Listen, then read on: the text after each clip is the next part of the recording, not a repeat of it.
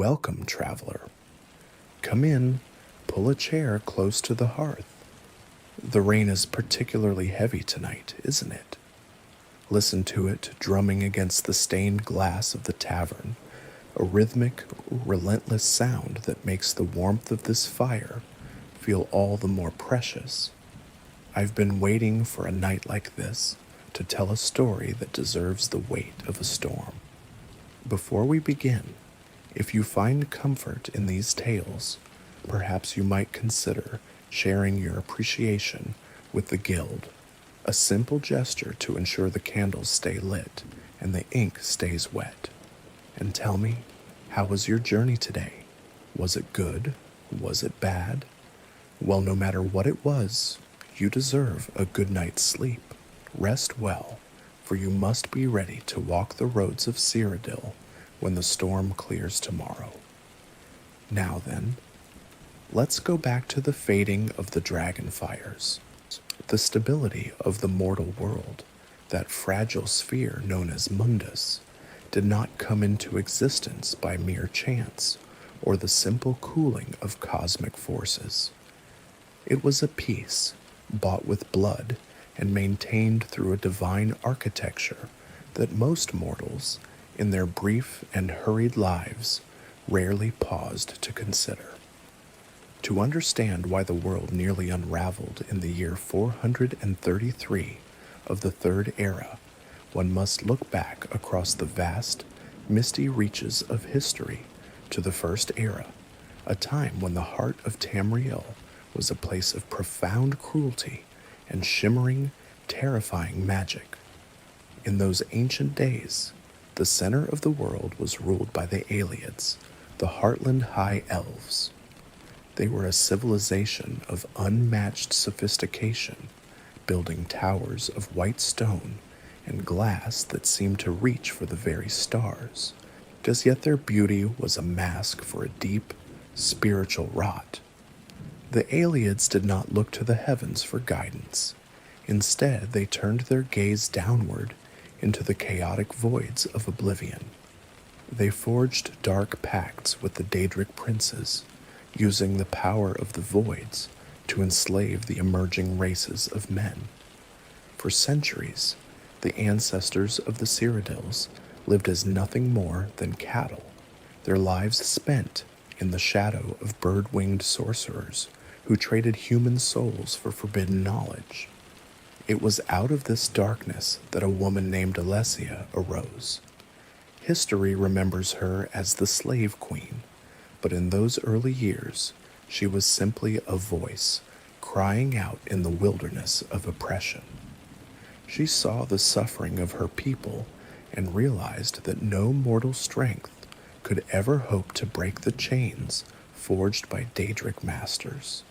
She sought the intervention of the Aedra, the original architects of the world, who had given of themselves to create Mundus and had a vested interest in its preservation.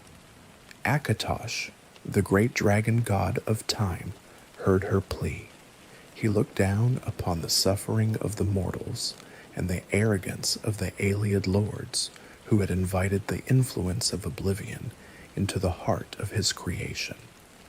In a moment of supreme cosmic significance, Akatosh drew precious blood from his own heart. This divine essence was not merely a gift of power, but a seal of a covenant, a metaphysical contract between the divine and the mortal.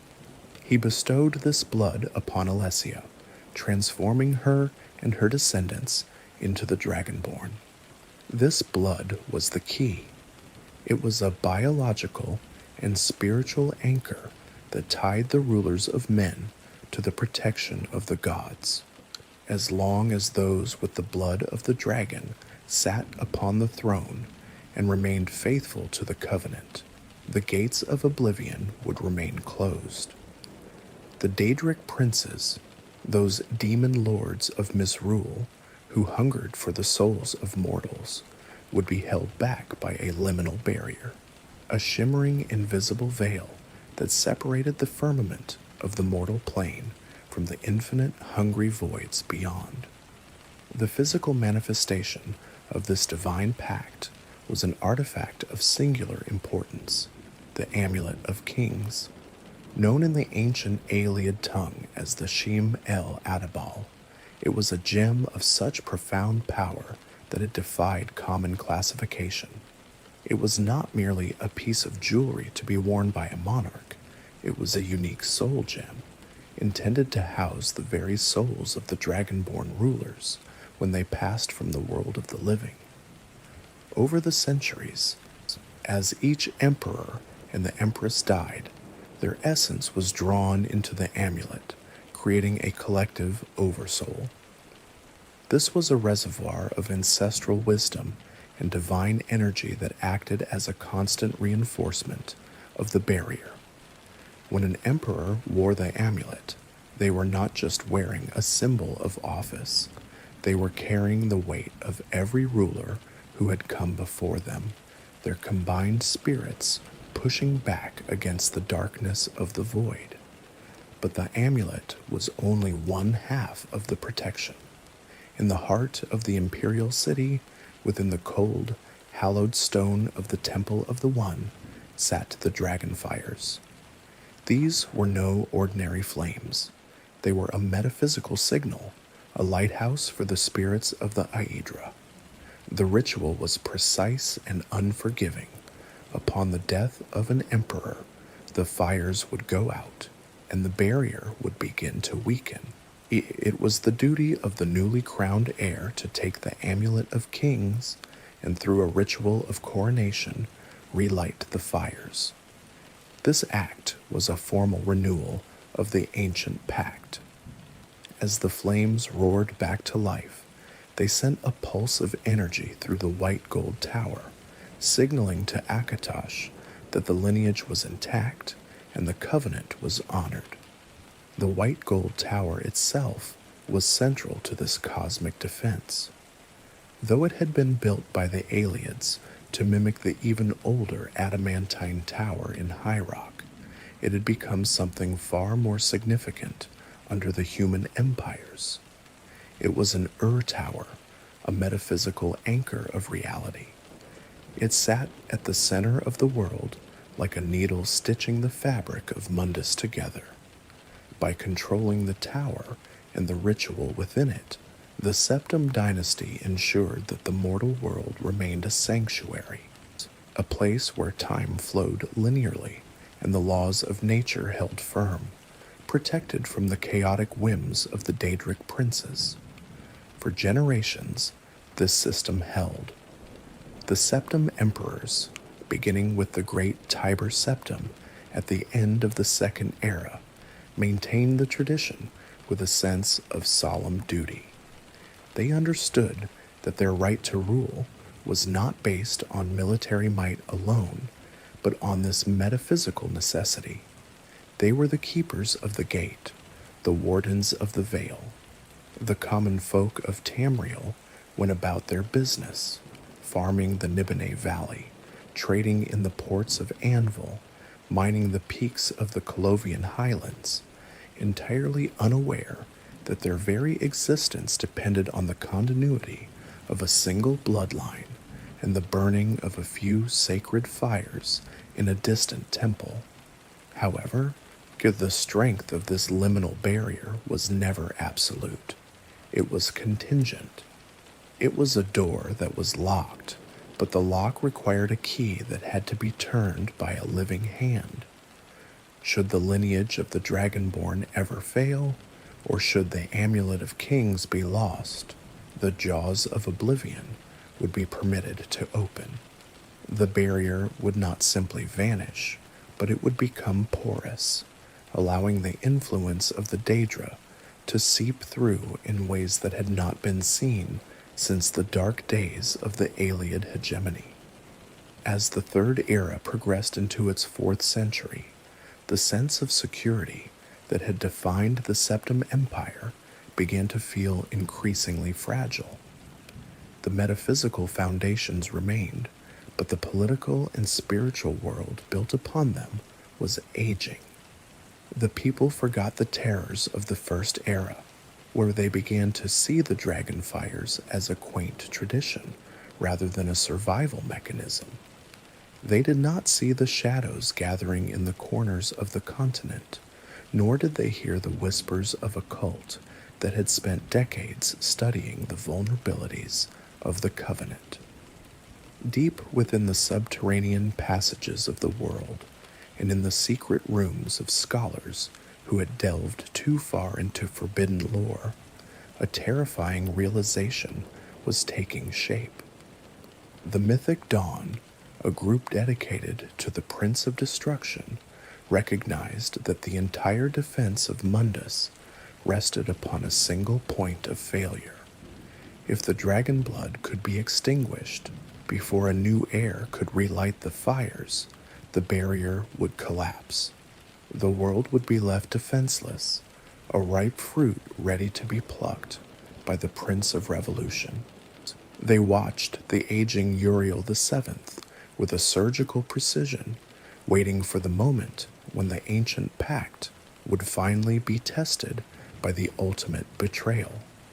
The air in the Imperial City during those final days of the era was said to be heavy, thick with a tension that few could explain. The Emperor himself, a man of profound intellect and prophetic vision, could feel the metaphysical threads of the world beginning to fray. He knew that the Covenant was not just a historical footnote, but a living, breathing thing that required constant vigilance. And he knew, perhaps better than anyone, that the end of his line would mean the end of the world as they knew it.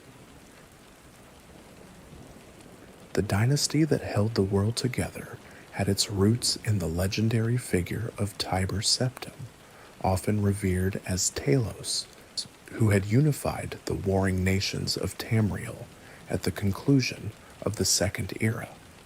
His blood was the divine thread that wove the tapestry of the Third Era into a single, cohesive empire. Yet by the time the year 433 arrived, that thread had grown dangerously thin and worn.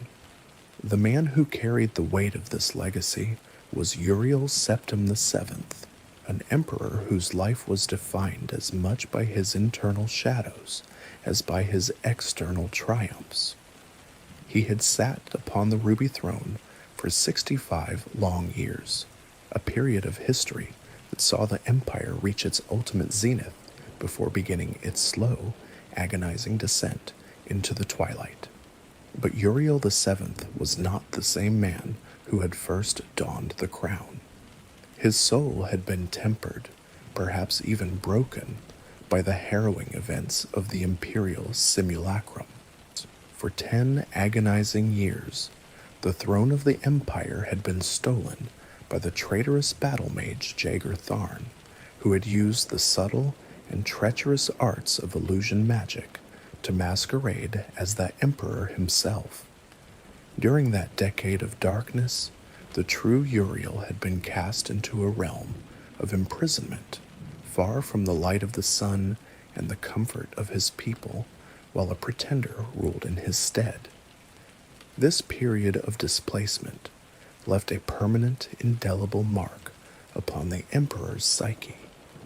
When he was finally restored to his rightful place, he was no longer a bold conqueror, but a scholar emperor haunted by the fragility of power and a profound sense of fatalism.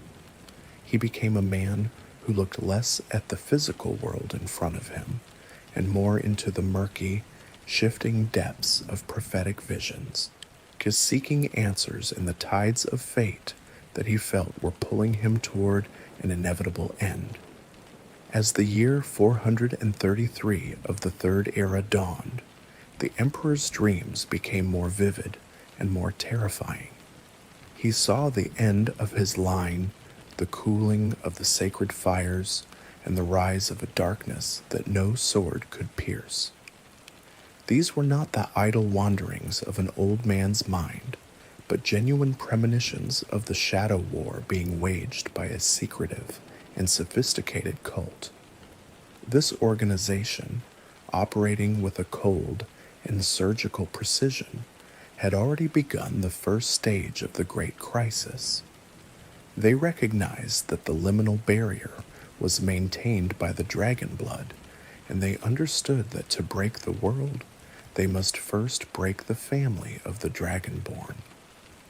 In the quiet, opulent halls of the Imperial Palace, the Emperor's three legitimate heirs, Geldal, Enman, and Ebel, were being prepared for the heavy burdens of succession. They were the future of the Septim line, the physical insurance against the closing of the jaws of Oblivion. Yet, in a series of coordinated and brutal strikes, the cultists struck them down. The news of their deaths rippled through the city like a cold wind, signaling that the barrier was already in a state of terminal collapse. The attackers recognized that by removing every known dragonborn, they could prevent the relighting of the sacred Dragonfires, thereby leaving the world vulnerable to a permanent invasion from the chaotic voids beyond. The Emperor, cornered by fate and the daggers of assassins, was forced to flee from his own palace, seeking refuge in the subterranean passages beneath the Imperial City. These were not the grand, marble-lined halls of the upper districts, but cold, damp tunnels that smelled of ancient stone and the forgotten secrets of the Ayleid ruins upon which the city was built. The air was thick with the scent of sewage and damp earth, a stark contrast to the incense-heavy air of the Ruby Throne Room. Accompanied by his most trusted bodyguards, the Blades, Uriel VII moved through the darkness, his every step echoing with the weight of a dying era. He knew with a certainty that only the prophetic can possess that he was walking toward his own death. Even in the face of his own assassination, the Emperor remained a figure of scholarly dignity, his mind focused on the metaphysical implications of the unfolding catastrophe. He understood that his death was the final key the cult needed to unlock the gates of Oblivion. As he traversed the lightless corridors, he spoke of his visions, of the closing of the era, and of the role that fate had carved out for those who remained. The Blades, led by agents who had personally witnessed the growing shadow, worked tirelessly to track down the sleeper agents who had infiltrated the city's heart, but the tide was already turning against them. In the deepest part of these tunnels, in a moment that felt suspended in the amber of time, the Emperor encountered a prisoner. This individual had been pardoned by a strange and inexplicable twist of chance, a minor detail in the bureaucracy of the Empire that would become the pivot upon which the world turned. In this person, whom he had seen in his dreams long before their meeting, Uriel saw the final hope for his people. As the assassins of the cult closed in, their red robes stained with the blood of the Dragonborn, the Emperor surrendered himself to the inevitable. He did not fight his fate, for he had already lived it 1,000 times in his sleep. In his final moments, with the chill of steel and the even deeper chill of death touching his heart, he entrusted the Amulet of Kings to the prisoner. It was a desperate gamble, a final act of faith in a world that seemed to have been abandoned by the gods. He tasked the prisoner with a singular, impossible mission: to take the artifact to a trusted advisor and begin the search for his illegitimate heir, a man named Martin who lived in total ignorance of his royal blood. Because with Uriel VII's death in the year 433, the lineage of Tiber Septim was ostensibly ended. The sacred Dragonfires flickered and went out. The Amulet of Kings was carried away into the darkness, and the gates of Oblivion began to swing wide, inviting the Prince of Destruction to reclaim the mortal plane as his own. The world stood on the precipice, watching as the sun set on the third era for the very last time. The silence that followed the final, rattling breath of Uriel VII was not merely the absence of sound, but the heavy, suffocating weight of a spiritual void. As the light in the Emperor's eyes faded in those damp, lightless tunnels beneath the capital, the metaphysical anchor that had held the world together for centuries was severed. Yet while the Empire mourned in ignorance, a shadow that had been lengthening for decades finally moved to claim its prize.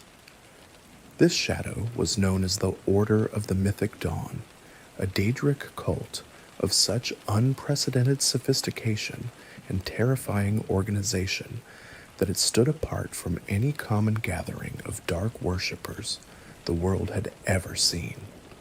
While lesser cults might gather in damp caves to offer simple, bloody sacrifices for a taste of personal power, the Mythic Dawn operated with a structured religious hierarchy that mirrored the very institutions they sought to dismantle. They were not a collection of frenzied madmen, but a disciplined legion of scholars, sleeper agents, and zealots, all bound together by a complex theological framework that promised the utter transformation of reality itself. At the heart of this organization was a singular, so terrifying figure, Mankar Cameron. To his followers, he was not merely a leader, but a prophet of what he termed the New Dawn, a state of existence where the mortal world would be purged of the Aedric jailer kings and returned to its rightful lord. Cameron's ancestry was steeped in the blood of war and the echoes of fallen kings. He was linked to the legacy of the Cameron usurper, Haemon Cameron, a pretender to the throne of Valenwood who had once ravaged the western reaches of Tamriel in a previous century. Mankar was born amidst the literal and metaphorical flames of his father's final defeat. It was an event of profound darkness, and his mother, a woman named Kyalis, was said to have prophesied that his birth was the emergence of a destroyer into a world that did not yet know it was a prison. The scent of sulfur and the metallic tang of old blood seemed to follow the lore of Cameron's early years. He did not seek power through traditional conquest, but instead spent decades in absolute seclusion, far from the eyes of the Imperial Watch.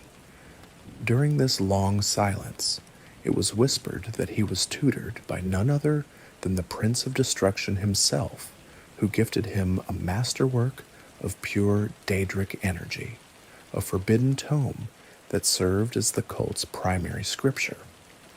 This book, written in words that seemed to writhe and scream upon the page, became the foundation of everything the Mythic Dawn believed. Mankar Cameron utilized the teachings within this dark volume to build a philosophy that subverted every traditional creation, myth held dear by the people of the Empire.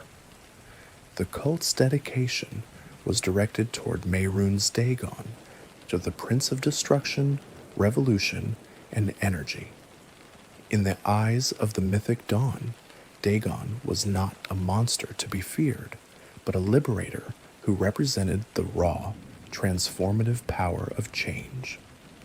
Their doctrine preached a radical and dangerous form of liberty, referred to in their secret circles as New Mantia.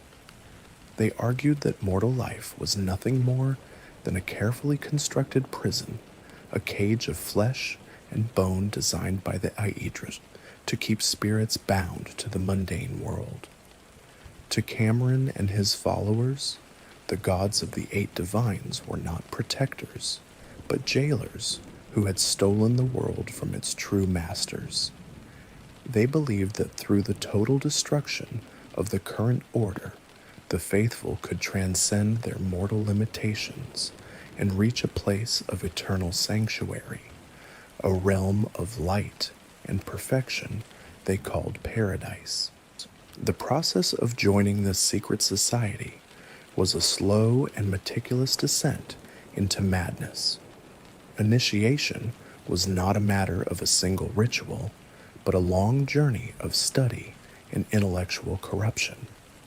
Prospective members were tasked with the deep analysis of 4 specific volumes of instructional commentaries penned by Cameron himself. These texts were masterpieces of deception. To the uninitiated, they appeared to be the rambling philosophical musings of a heretic, but to those who knew how to look, they were much more. The 4 volumes contained coded instructions that, when deciphered with a master's eye, revealed the hidden locations and secret passwords of the cult. One such secret was the location of their primary sanctuary, a grand and terrible shrine hidden deep beneath the still waters of Lake Arius. In the flickering light of these subterranean altars, the members of the Mythic Dawn wore robes the color of fresh arterial blood, their faces hidden behind hoods that seemed to swallow the light. They chanted in a language that felt like a violation of the air, calling upon the Prince of Revolution to crack the face of the world. The air in these shrines was often thick with the smell of ozone and the chill of oblivion, a cold that did not just touch the skin, but seemed to settle in the very marrow of the bones. They believed that by removing the dragonborn emperors, those they viewed as the ultimate enforcers of the Aedric prison, they were performing a holy act of liberation. The sophistication of the cult was most evident in their patience. They did not strike until the moment was perfect, so until the final Septim Emperor was old and his heirs were vulnerable. They had spent years infiltrating every level of society, from the humble laborers in the docks of Anvil to the scholars in the Imperial City's most prestigious institutions.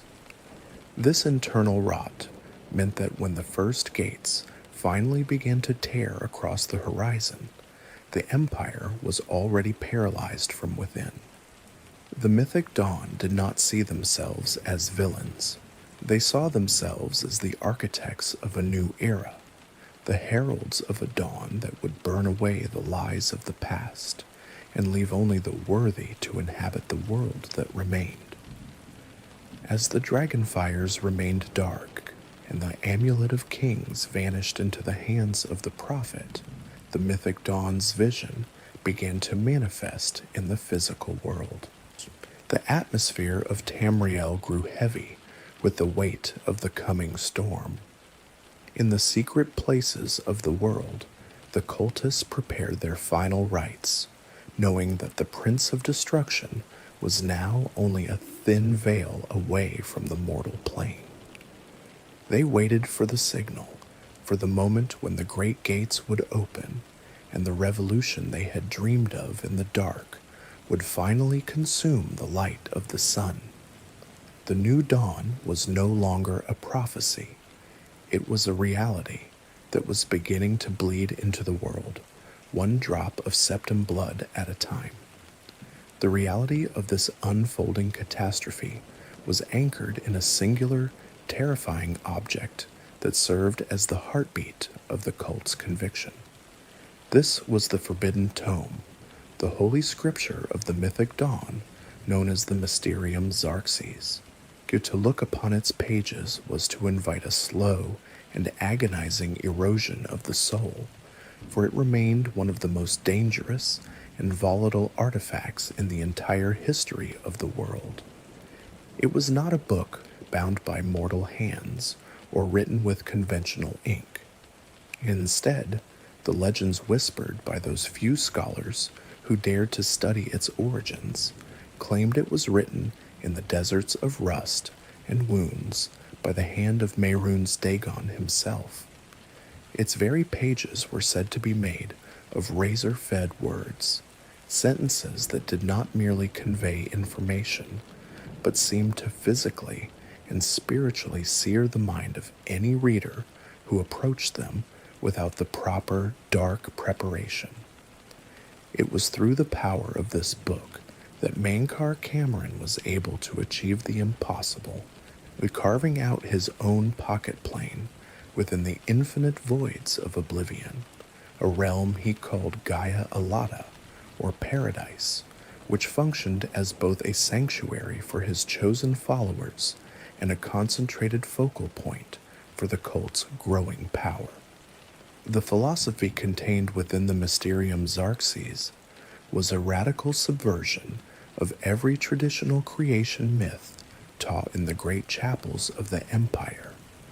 While the priests of Akatosh and the other divines preached that the world was a gift of life created by the benevolent Aedra, Mankar Cameron asserted a much darker truth. He argued that the world of Nirn was never meant to be a sovereign mortal plane at all. Instead, he claimed that Nirn was actually a plane of oblivion that belonged to the missing god, Lorcan. In this harrowing worldview, the Aedras were not creators, but thieves and jailer kings who had stolen Lorcan's realm and fashioned it into a prison for spirits. Therefore, in the eyes of the Mythic Dawn, Mehrunes Dagon was not an invading monster or a bringer of mindless chaos. He was a liberator, a divine force of revolution, returning to reclaim what had been lost and to break the chains of the mortal condition. To justify this vision of a world reclaimed through fire, Mankar Cameron pointed to the ancient and half-forgotten myth of Lig. He described Lig as an adjacent place, a parallel version of the world that existed in a previous cycle of time, or Kalpa, long before the history of the Third Era began. Lig was a nightmare of a world, described as being submerged beneath the weight of 19 and 9 oceans, because it was a place where the sun struggled to pierce the depths and where society was ruled by the iron-fisted tyranny of the Druch kings. In this previous cycle, the spirits of magic who had fled the creation of the world, the spirits known as the Magna Gs, looked upon the suffering of the slaves in Lig with a desperate, cold pity. It was in the secret, lightless bowels of that submerged world that the Magna Gs crafted Mehrunes Dagon. They did not intend for him to be a prince of evil. They designed him to be a prince of good, a bringer of hope, and a weapon of absolute change. According to the teachings of the Mysterium Xarxes, Dagon's destruction of that ancient world was the necessary prototype for the current Oblivion Crisis. He had been created to crack the face of Lig, due to pull down the towers of light and stone, the towers of Chimel Garjigs, and to free the spirits of the slaves from their watery graves. Cameron believed that the time had come for Dagon to perform this service once again, to crack the face of the current world, just as he had cracked the face of Lig. The goal was to pull down the metaphysical towers of the present era and to dissolve the jail that the Aedra had constructed around the mortal soul. The air around the study of such lore was always thick with the scent of old parchment and the faint, stinging smell of ozone, as if the very ideas were too volatile for the atmosphere to hold. Cameron's followers believed that by following the path laid out in the Mysterium Xarxes, they were not just serving a dark god, but participating in a cosmic restoration. But they viewed the new dawn as a return to a primordial state of purity, where the worthy would be elevated to the status of immortals, within the gardens of paradise, while the rest of the world was purged by the transformative fire of Dagon's return.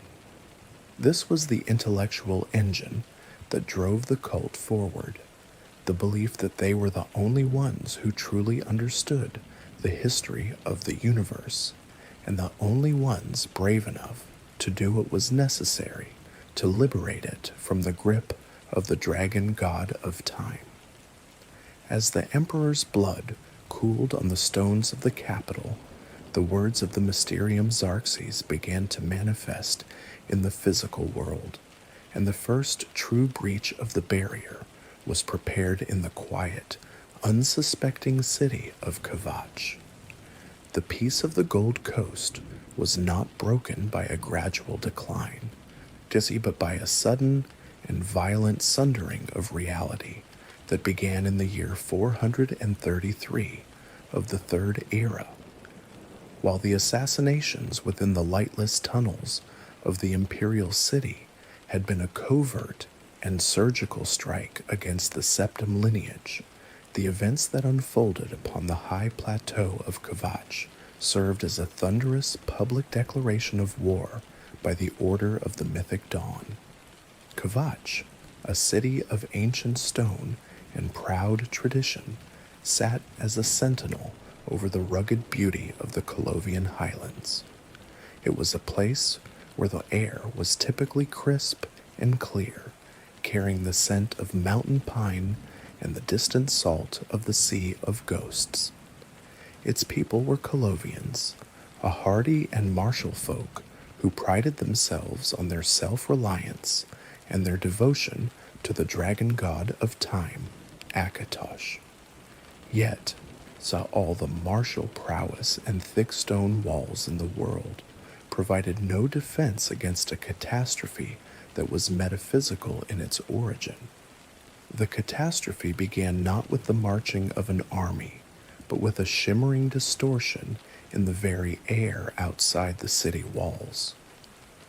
Because the Dragonfires in the distant capital had been extinguished upon the death of Uriel VII, the liminal barrier, that invisible shield that had separated Mundus from the chaotic voids for thousands of years, had become porous and weak. The Mythic Dawn exploited this vulnerability with terrifying efficiency, performing the dark rites necessary to summon an Oblivion gate directly onto the mortal plane. Witnesses would later speak of a sound like the world itself being torn apart, a low, guttural roar that vibrated in the very marrow of their bones. Then, a jagged wound of fire and shadow appeared in the sky, rimmed with a pulsing, bruised purple energy. This was a direct portal to the Deadlands, the realm of Mehrunes Dagon, and through it, the nightmare began to bleed into the waking world. The siege of Kvatch was unprecedented in its sheer, unadulterated brutality. As the gate stabilized, the first wave of Daedric forces surged forth like a tide of obsidian and fire. Dremora, the elite warrior caste of the Deadlands, led the assault. They were terrifying to behold, clad in heavy, spiked plate armor of ebony and crimson that seemed to swallow the light around them. They fought with a cold, disciplined ferocity that mocked the desperate efforts of the local city guard. Accompanying them were the lesser horrors of the void, scamps, small and nimble creatures that chirped with malevolent, high-pitched glee as they cast balls of magical fire into the thatched roofs of the outer districts, and Clanfear, beast-like Daedra with thick reptilian hides and sharp, bird-like beaks that could snap through Imperial steel as if it were dry parchment. The local guard, caught between the shock of the supernatural breach and the overwhelming numbers of the invaders, stood no chance. They were systematically cut down in the streets they had sworn to protect, their blood staining the cobblestones as the city began to burn. The air, once so clear and fresh, became a choking haze of thick black smoke and the stinging metallic scent of ozone and sulfur. The screams of the dying echoed through the narrow alleys, mixing with the triumphant roars of the Daedra. It was not merely an occupation, yet it was a systematic effort to reduce one of the Empire's great strongholds to a smoldering, lifeless ruin. As the night deepened and the fires spread, the Mythic Dawn unveiled the true extent of their dark ambitions. A variant of the standard portal, known as a Great Gate, was summoned to the field. This gate was significantly larger and more stable than the smaller breaches appearing across the countryside. It served as a massive anchored doorway capable of deploying the heavy siege engines of the Deadlands, most notably the terrifying siege crawler. This was a machine of war designed not for mortal combat, but for the utter leveling of fortifications. Its presence signaled that the cult did not just wish to kill the Emperor's people, but to erase the very architecture of their civilization. The survivors of the initial onslaught, so driven by a desperate and primal instinct for sanctuary, fled toward the highest point in the city, the great chapel of Akatosh.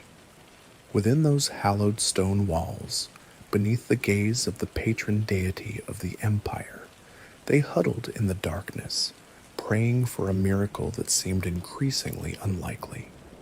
The chapel became a lonely island of stone in a sea of encroaching fire. Outside, the rest of Kvatch was being consumed, its houses collapsing and its plazas becoming charnel houses. The destruction of the city served several cold, strategic purposes for Mankar Cameron and his followers. Primarily, it removed a major Colovian stronghold that could have provided vital reinforcements to the Imperial City in the days to come. By striking here first, the Mythic Dawn isolated the heart of the Empire from its most martial province. Furthermore, the attack on Kvatch was a targeted attempt to finish the work started in the sewers of the capital. The cult had identified that a last potential heir to the Septim throne remained alive, hidden away in the very city they now sought to destroy. They intended to bury the last of the dragon blood beneath the rubble of the great chapel, ensuring that the Dragonfires would never again be lit and that the gates of Oblivion would remain open forever. They did not realize, however, that the very violence of their assault would create the conditions for their first major setback. In the midst of the smoke and the ruins, a figure emerged who would later be whispered of in every tavern and barracks across the continent, the one who would become known as the Hero of Kvatch. This individual, whose arrival seemed dictated by the same threads of fate that had guided Uriel VII, did what no one else thought possible. They did not merely hold the line, they stepped through the gate itself, entering the searing alien landscape of the Deadlands. It was there, amidst the towers of brass and the lakes of fire, that the secret to closing the gates was discovered. By reaching the apex of the sigil keep and forcibly removing the sigil stone, the metaphysical anchor holding the portal open, the hero caused the gate to collapse upon itself. The closure of the Kvatch gate provided the first tangible evidence that the Empire was not entirely helpless against the Daedric onslaught. As the portal winked out of existence, leaving behind only a scarred circle of scorched earth, a glimmer of hope returned to the survivors. So the discovery that the gates could be shut by removing their power source gave the Empire its only viable strategy for survival in the coming months. Though the city itself was lost, reduced to a ghost of its former glory, the events at Kvatch proved that mortal courage, when paired with the right knowledge, could still defy the will of a Daedric prince. The struggle for the fate of Mundus had truly begun, shifting from a series of shadow murders to a desperate open war for the very survival of reality. As the smoke from the ruins of Kvatch began to mingle with the heavy, bruised clouds of a world in transition, the focus of the Great Crisis shifted from the fires of war to the quiet, introspective life of a man who had never once asked for a crown. For decades, but the existence of Martin Septim had been perhaps the most closely guarded secret in the history of the Third Empire, a truth so delicate that its revelation would have shattered the political stability of Tamriel long before the first gate ever opened. He was a child of shadow, born as the result of a brief and whispered affair that had long since been buried beneath the protocols of the palace. To protect him from the political vultures of the Imperial City and the metaphysical threats that always circled the dragon blood, the young Martin was whisked away from the silk and marble of his heritage and placed in the care of a family of commoners. He grew up with the smell of tilled earth and the rough texture of homespun wool, entirely unaware that the blood of the dragon god of time flowed through his veins, or that he was the final anchor for the survival of the mortal plane. As a young man, the man who would one day be king did not walk the path of the divine. He was a creature of turmoil and rebellion, his heart a battlefield between his hidden nature and his earthly desires. In those formative years, Martin had turned his back on the stoic, organized faith of his fathers. He did not seek the grace of Akatosh or the mercy of Stendar. Instead, he delved into the deep, intoxicating worship of the Daedric prince Sanguine. He walked the path of the hedonist and the occultist, seeking truth in the bottomless cups and the forbidden rituals of the Prince of Revelry. It was a time of dark, personal understanding, where he saw firsthand the seductive and corrosive nature of Daedric power. He learned the taste of ash and the hollow ring of a soul that has strayed too far into the void, an experience that left him with a profound internal scar. This period of displacement and spiritual wandering would one day serve as his greatest defense against the very enemies he once sought to understand, for he knew the face of the tempter better than any general or scholar in the empire.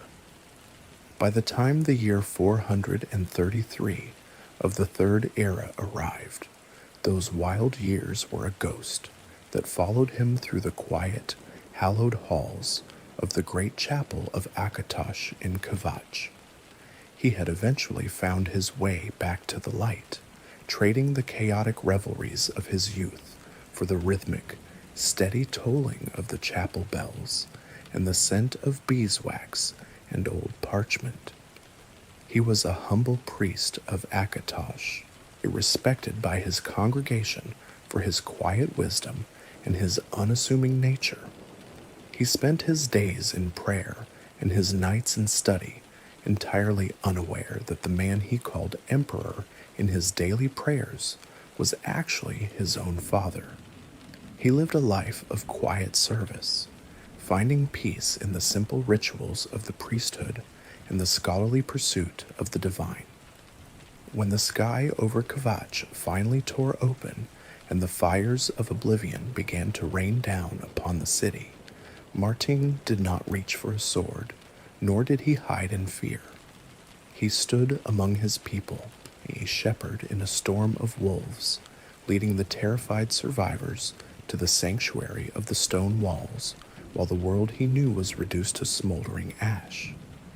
It was there, amidst the ruins and the blood-stained altars of the great chapel, that the one who would become the Hero of Kvatch finally found him. Martin was not found as a prince in waiting, but as a man of faith prepared to die for a god who had kept his true heritage a secret for a lifetime.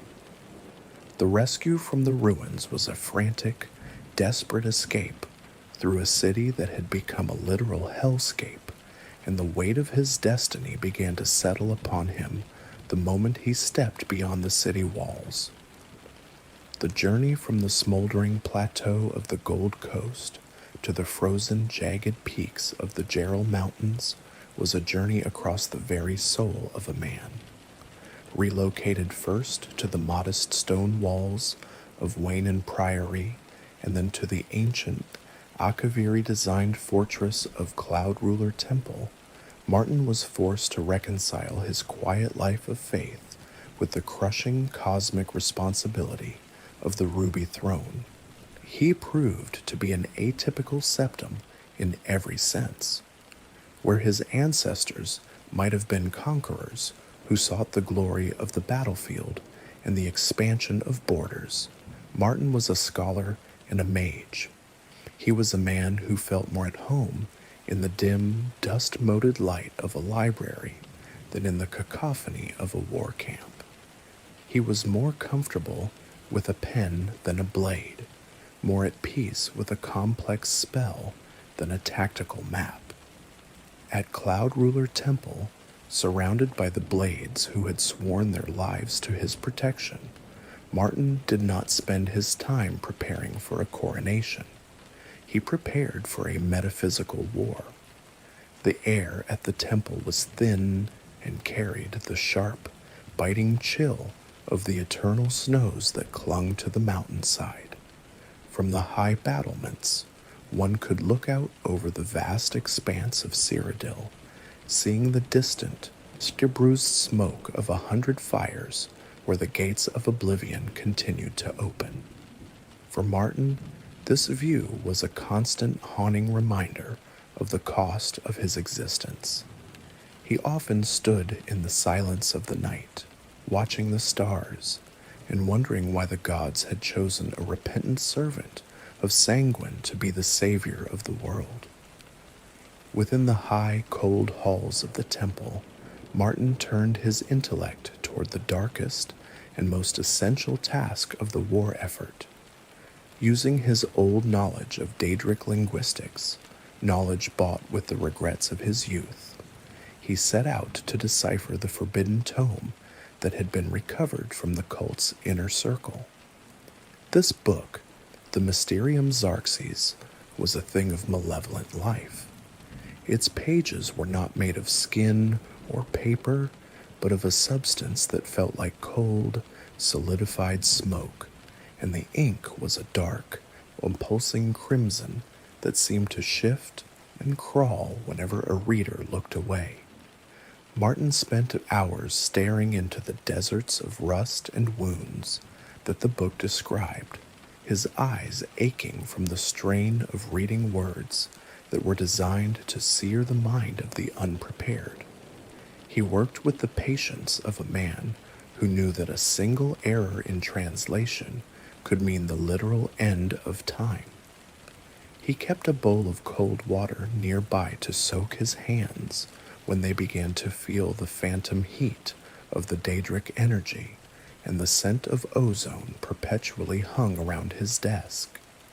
It was through this agonizing work that he was able to parse the shifting, chaotic logic of the Prince of Destruction and identify the 4 essential components required to open a portal to Mankar Cameron's pocket realm of paradise.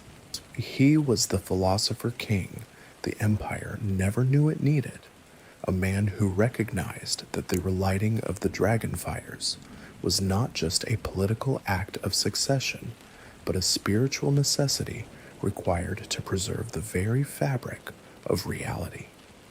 Martin's role during the crisis was defined by this unique duality. He was the legitimate heir to the throne, yet he remained a priest at heart. He understood that the covenant between Akatosh and the Dragonborn was a sacred bond that transcended the power of gold or legions. Every page he turned in the Forbidden Tome was a step away from his mortality and a slow, deliberate movement toward a destiny that would eventually demand the ultimate sacrifice. He saw the struggle not as a quest for power, but as a labor of the soul, intended to heal a world that had been wounded by the greed of a Daedric prince and the tragic end of his own kin. In the quiet of the Cloud Ruler Temple Library, amidst the swords of the fallen and the echoes of ancient Akaviri hunters, the last of the Septims prepared to turn the key in the lock of the world one final time.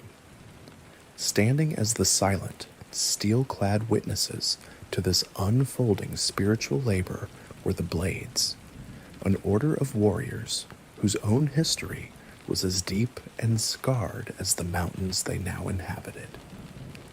To understand the men who stood watch over Martin Septim, one must look back to the late years of the First Era, when the first shadows of their ancestry crossed the sea from the mysterious continent of Akavir.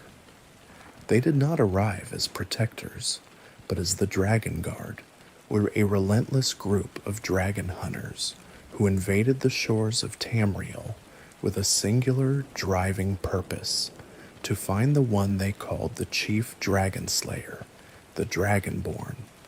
Their journey across the treacherous northern waves was fueled by a prophecy that spoke of a mortal gifted with the blood of dragons, the only soul capable of ruling both the earth and the sky.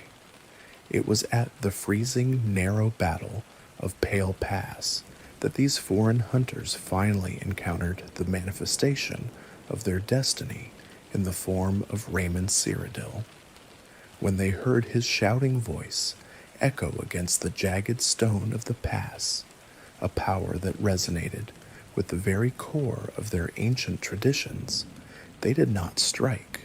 Instead, they dropped their unique, curved blades and knelt in the snow, swearing an eternal oath of fealty to the man they recognized as the ultimate authority they had traveled across the world to find.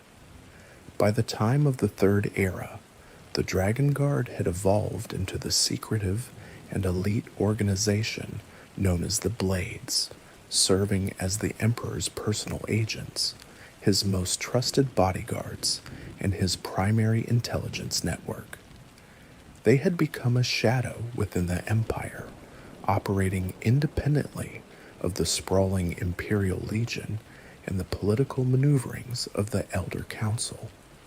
Their mandate was absolute and uncomplicated. They answered only to the Emperor, for it was his dragon blood that bound them to their service. In the long centuries of the Septim dynasty, the Blades had mastered the art of being invisible, blending into the tapestry of everyday life as monks, scholars, and common laborers, all while maintaining a web of information that spanned from the golden docks of Leowyn to the frozen reaches of the Jarrell Mountains. The heart of this order beat within the high fortified walls of Cloud Ruler Temple, a fortress of unmistakable Akaviri design that clung to the cliffs overlooking the great forest of Cyrodiil. The architecture of the temple was a stark departure from the rounded stone arches of the Nibonese or the heavy timber of the Colovians. It featured sharp, sloping roof lines and intricate woodwork that spoke of a distant Eastern heritage. Inside, the air was perpetually thin and cold, scented with the faint, sharp smell of mountain air and the dry aroma of ancient archives. The most hallowed hall of the temple was the Chamber of the Swords of the Fallen. Here, the Akaviri katanas of every agent who who had ever died in service to the Dragonborn were hung upon the walls, their polished steel reflecting the flickering light of the hearth. To walk through this hall was to walk through a gallery of sacrifice, a physical reminder that the protection of the Septim line was a duty that demanded everything a person had to give. During the chaotic months of the year 433, the Blades were led by Grandmaster Joffrey, a man who embodied the Order's commitment to secrecy. While the world knew him only as a humble monk tending to the quiet gardens of Waynon Priory near the city of Coral, he was in truth the keeper of the Empire's most vital secrets and the guardian of the Amulet of Kings. So the failure of the Blades to protect Uriel VII and his legitimate heirs in the tunnels beneath the capital was a source of deep, festering shame for Joffrey and his agents. They viewed the Emperor's assassination not just as a political disaster, but as a personal betrayal of the oath their ancestors had sworn in the snows of Pale Pass. This shame fueled a desperate, renewed focus as they gathered around Martin, the last spark of the dragon blood. The agents who remained in the field, like Barus, worked tirelessly in the shadows of the Imperial City to track the movements of the Mythic Dawn. Barus had been present in the subterranean passages when the Emperor fell, and the memory of that failure haunted his every step as he navigated the ancient Ayleid sewers and the narrow alleys of the market district. He and his fellow agents utilized their vast intelligence network to identify the cult's sleeper agents, providing the critical information necessary to begin infiltrating the inner circle of the enemy. They were the unseen shield, the men who fought the war in the dark so that the light of the Dragonfires might one day be restored. For the Blades, the Oblivion Crisis was the ultimate test of their core mandate. They understood that if Martin were to fall, the purpose of their order would vanish along with the Septim line. Every time they drew their katanas, those elegant, single-edged weapons of Akaviri ancestry, they were not just defending a man, but the very metaphysical structure of the world. They stood on the battlements of Cloud Ruler Temple, their eyes scanning the horizon for the telltale crimson glow of opening gates, ready to give their lives to ensure that the covenant forged by Saint Alessia and Akatosh did not crumble into the dust of history. Their service was a grim, silent vigil, a commitment to a bloodline that was now balanced on the edge of a single, humble priest's survival. The weight of their history hung heavy in the cold mountain air. Each blade knew that their ancestry stretched back through centuries of dragon hunting and imperial service, a lineage of warriors who had seen empires rise and fall. Yet never before had the stakes been so absolute. The archives of Cloud Ruler Temple held the records of every great triumph and tragedy of the Septim era, but the final chapter was being written in the blood of the present. As Martin labored over the dark mysteries of the Forbidden Tome, so the Blades sharpened their steel and tightened their armor, knowing that the swords of the fallen might soon have new additions to their ranks. They were the last line of defense for a dying age, the faithful hunters who would see the Dragonborn to the end, no matter what horrors the voids of Oblivion might unleash. The landscape of Cyrodiil, the very heart of the Empire and the center of all known things, was not a uniform expanse of stone and law, but a vast and varied tapestry defined by a profound and ancient cultural duality. To understand the desperate struggle of the year 433 of the Third Era, one must look closely at the two distinct souls of the province, the rugged, martial west of Colovia and the lush, cosmopolitan east of the Nibene Valley. This division, more ancient than the Septim dynasty itself, shaped how the Heartland responded to the encroaching shadows of Oblivion, as every city was forced to rely upon its own unique traditions, its own local heroes, and its own deep-rooted resources to survive the Daedric onslaught. As the Dragonfires remained dark in the capital, the various regions of the Heartland found themselves isolated, their fates tied to the strength of their walls and the resolve of their leaders. In the west, the Colovian Highlands rose like the brawny, sun-weathered shoulders of the earth, a region of rolling hills and gray stone where the people felt a stronger kinship with the Nords of the frozen north than with the refined courtiers of the Imperial City. This was a culture defined by martial self-reliance, one where the click of steel and the discipline of the soldier were as common as the plow and the hearth. Here, the cities were bastions of order and strength.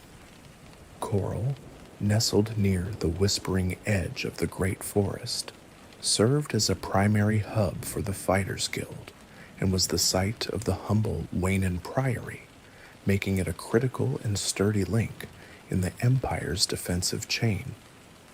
The air in Coral often smelled of damp earth and wood smoke, and its people looked to Stendar, the god of mercy and righteous rule, to steel their hearts against the coming storm. The sounds of training echoed through its plazas as the citizens prepared for a war that felt more like a test of their ancient warrior spirits than a mere political crisis. Further south along the sun-drenched Gold Coast lay Anvil, a city defined by the rhythmic crashing of the sea and the bustling, wealthy trade of its maritime port. Anvil was a place of golden light and salt air, famous for its grand chapel of Dibella and its sprawling, sun-bleached stone walls that looked out toward the infinite horizon. When the red wounds of the Oblivion gates began to tear open the blue sky over the coast, the defense of Anvil was organized not by distant legions, but by the local guard and the scholars of the Mages Guild chapter.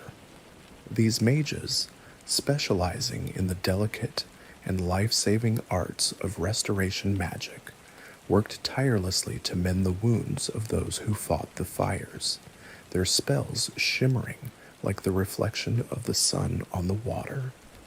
The city of trade became a city of healing, where the perfume of Dibella's lilies mixed with the stinging, the metallic scent of ozone from the Daedric portals. Yet perhaps the most efficient and orderly defense in all of Colovia was found in the wealthy academic city of Skingrad, situated amidst the sprawling vineyards and rolling meadows of the West Weald. Skingrad was a city of soaring stone spires and deep, cool shadows, ruled with an iron-fisted yet remarkably fair hand by Count Janus Hasseldor. The Count was a figure of intense mystery and cold discipline, a man who rarely appeared in the light of day, for he carried the secret, heavy burden of being a vampire. Despite his dark nature and the thirst that defined his existence, Hasseldor was a fierce protector of his people and a staunch opponent of the necromancy and chaos that often followed in the wake of Daedric incursions. His rule was absolute, and his city remained a fortress of Julianos, the god of wisdom and logic, where every arrow and every drop of oil was meticulously calculated to ensure the survival of the populace. The tension of the era was nowhere more evident than in the halls of Skingrad's castle during the middle stages of the crisis. As the threat to the north grew more dire, the call went out for reinforcements to aid in the defense of Bruma, the northern gateway to the capital, but Count Hasseldor initially refused to send his men. His logic was as cold and sharp as his touch. He would not leave his own people vulnerable or his own walls unmanned while a local Oblivion gate remained open at his very doorstep. This friction between the desperate needs of the individual cities and the collective duty to the empire at large defined the struggle for Cyrodiil. It was a time when the cosmopolitan unity of the Nibene, influenced by Akaviri aesthetics and elven sophistication, seemed to fray under the primal pressure of local survival. In the east, the Nibene Valley offered a starkly different atmosphere, a landscape of humid air, lush jungles, and the slow-moving silver ribbon of the Niben River. This was the heart of the Empire's cultural refinement, where the influence of ancient elves and Akaviri travelers had created a world of color and complexity. Here, cities like Bravil sat in the squalid dampness of the canals, where the houses were stacked like cards, and the people turned to Mara, the mother goddess, for comfort amidst the decay and the rising fear. The air in Bravil was heavy with the smell of wet moss and sweet rot, a world away from the dry, crisp hills of the west. Further south, the multi-ethnic city of Leowyn stood as a sentinel in the swamplands of Blackwood, a place where the worship of Zenithar, the god of labor and commerce, reflected the diverse and hard-working nature of its citizens who struggled to keep the Daedric tide from drowning their marshes. To the north and east lay Shadenhall, a city of elegant elven architecture, arching stone bridges and blooming gardens that seemed to defy the grim reality of the war. Here, the Dunmer influence was strong, and the people sought the protection of Arkay, the lord of birth and death, as the shadows of the void lengthened across their colorful plazas. Even the frozen frontier of Bruma, though Nordic in its architecture and spirit, was swept up in this grand cultural struggle. Situated in the jagged, snow-dusted peaks of the Gerald Mountains, its people were weathered by the harsh northern winters and their fierce devotion to Talos, the deified founder of the dynasty that was now passing into the annals of history. Bruma became the focal point of the defense of the north, its sturdy timber walls a final barrier between the voids of Oblivion and the heart of the Empire. Each of these cities, from the maritime ports of the Gold Coast to the swampy outposts of the south, became a theater of individual struggle and cultural pride. The smell of sulfur and the metallic tang of Daedric steel became common sense across the heartland, as the citizens of Cyrodiil realized that the high walls of their history were no longer enough to keep the madness of the outer voids at bay. The cultural duality that had once been the Empire's greatest strength, the balance between Colovian steel and Nibenese wisdom, was now the very thing that made a unified response so agonizingly difficult to achieve. As each city closed its gates and lit its watchfires, the Heartland provinces became a collection of fractured lights in a gathering darkness, waiting for a leader who could unite their disparate souls before the Dragonfires were lost forever to the memory of the past. The true terror of the Great Crisis did not lie solely in the monstrous shapes that stepped through the burning gates, nor in the searing heat of the Daedric fires that consumed the cities of the West. Instead, the most profound threat to the Empire was a quiet, insidious rot that had been festering within the very heart of mortal society for decades. The Order of the Mythic Dawn possessed a strength that far surpassed their Daedric allies, the terrifying ability to subvert the Imperial world from within. They were not a fringe group of identifiable lunatics hiding in the wilderness. They were the people who walked the sunlit streets of the capital every day. They were the neighbors who shared a friendly word over a garden fence, the trusted guards who stood watch over the city gates, and the esteemed scholars who moved through the hallowed halls of the university. This widespread infiltration was the masterpiece of Mankar Cameron, who had carefully planted sleeper agents throughout every level of society, command, and faith. These agents were the ultimate weapons of patience, remaining entirely inactive and indistinguishable from loyal citizens for years or even decades, while they waited for the secret signal to strike. They lived ordinary lives, raised families, and performed their duties with a diligence that masked the darkness beneath their skin. The air in the Imperial City during those final years of the Third Era was thick with a suspicion that no one could quite name, a feeling that the person standing next to you might not be who they seemed. When the signal finally came, these agents moved with a terrifying, synchronized efficiency. The assassinations of the Emperor's heirs, Geldal, Enman, and Ebel, were carried out with such surgical precision that it became immediately clear the cult had access to high-level security protocols that should have been impenetrable. This was not a matter of luck. It was the result of an internal betrayal that had reached the highest echelons of the imperial administration. The geography of this betrayal was not limited to the surface world. Beneath the cobblestones and the marble plazas of the Imperial City lay a vast, echoing labyrinth of shadow and damp stone. This was a complex network consisting of the city's sprawling sewer systems and the ancient, crumbling Aeliad tunnels that had existed long before the first human king had ever set foot in the heartland. The air in these subterranean passages was heavy with the smell of stagnant water, wet moss, and the faint, sweet rot of things long forgotten by the sun.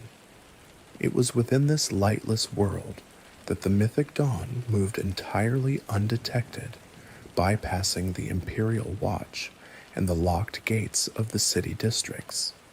They used these tunnels as a hidden arterial system, transporting supplies, weapons, and assassins directly into the heart of the Empire.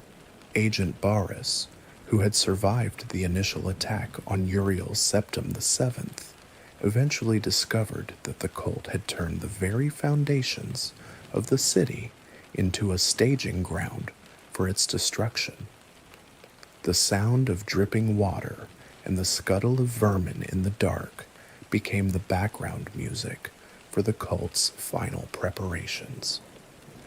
In the flickering light of hidden lanterns, the agents of the dawn met in secret chambers carved from the ancient elven stone, their red robes blending with the shadows. They mapped out the vulnerabilities of the palace and the temple district, using the ancient tunnels to strike at the very soul of the city.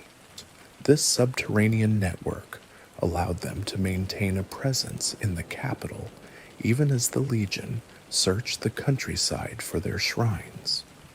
It was a war being fought on two fronts, one in the open fields of Cyrodiil, and another in the cold, wet darkness beneath the feet of the unsuspecting populace. Perhaps the most tragic aspect of this infiltration was the internal collapse of the Empire's intellectual and magical defenses. The Mythic Dawn systematically targeted key institutions, most notably the Mages Guild. While the guild was officially a bastion of anti-Daedric sentiment and a guardian of magical law, the cult recognized that many mages possessed a deep, hidden hunger for the kind of forbidden power that the guild's strict regulations forbade.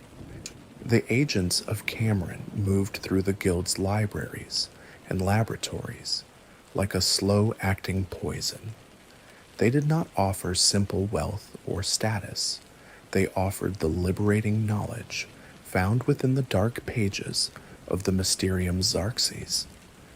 They spoke to the disillusioned, the ambitious, and the curious, promising that the destruction of the current world would lead to a new era of magical supremacy in paradise. This internal rot meant that when the first gates began to tear across the landscape in the year 433 of the Third Era, the Mages Guild was not the unified shield it should have been. Instead, it was a house divided against itself, paralyzed by a thick cloud of suspicion, betrayal, and fear. High-ranking members began to look at their colleagues with newfound dread, and wondering who among them had been seduced by the promise of the new dawn. This paralysis was a strategic masterstroke by the cult. By neutralizing the Empire's magical experts from within, they ensured that there would be no coordinated magical defense against the opening portals.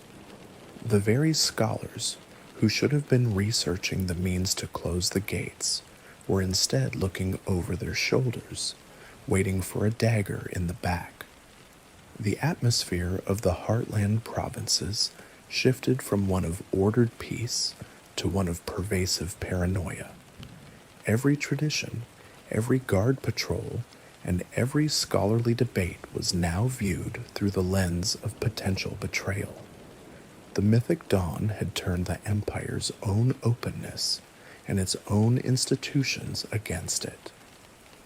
They had proven that the most dangerous enemy is not the one who stands before you with a sword, but the one who stands behind you with a smile.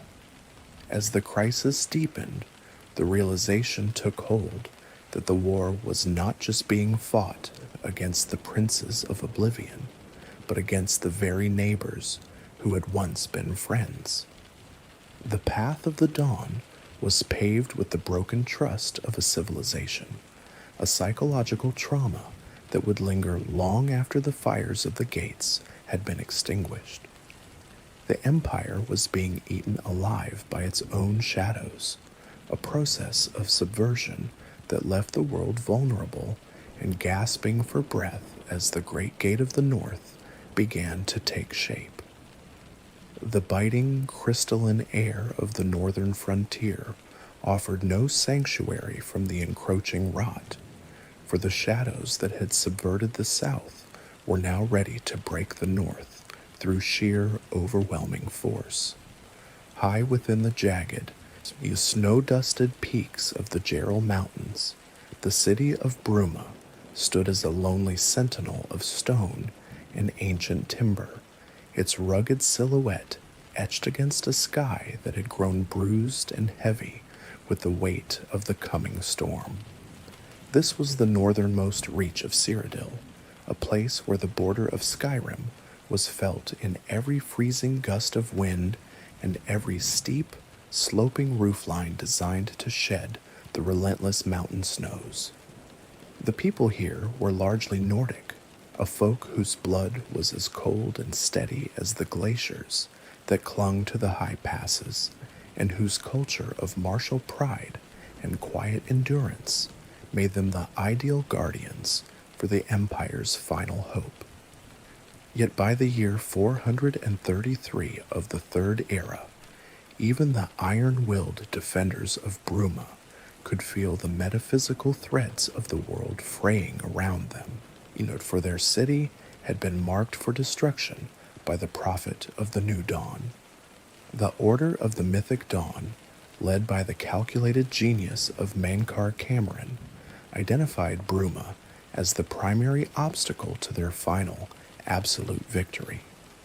The city's geography was its greatest strength and its most dangerous vulnerability.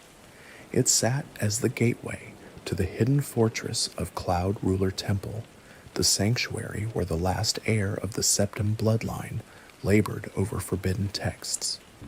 Cameron understood that if Bruma fell, the path to the Dragonborn would be cleared, and the final light of the Covenant would be extinguished forever.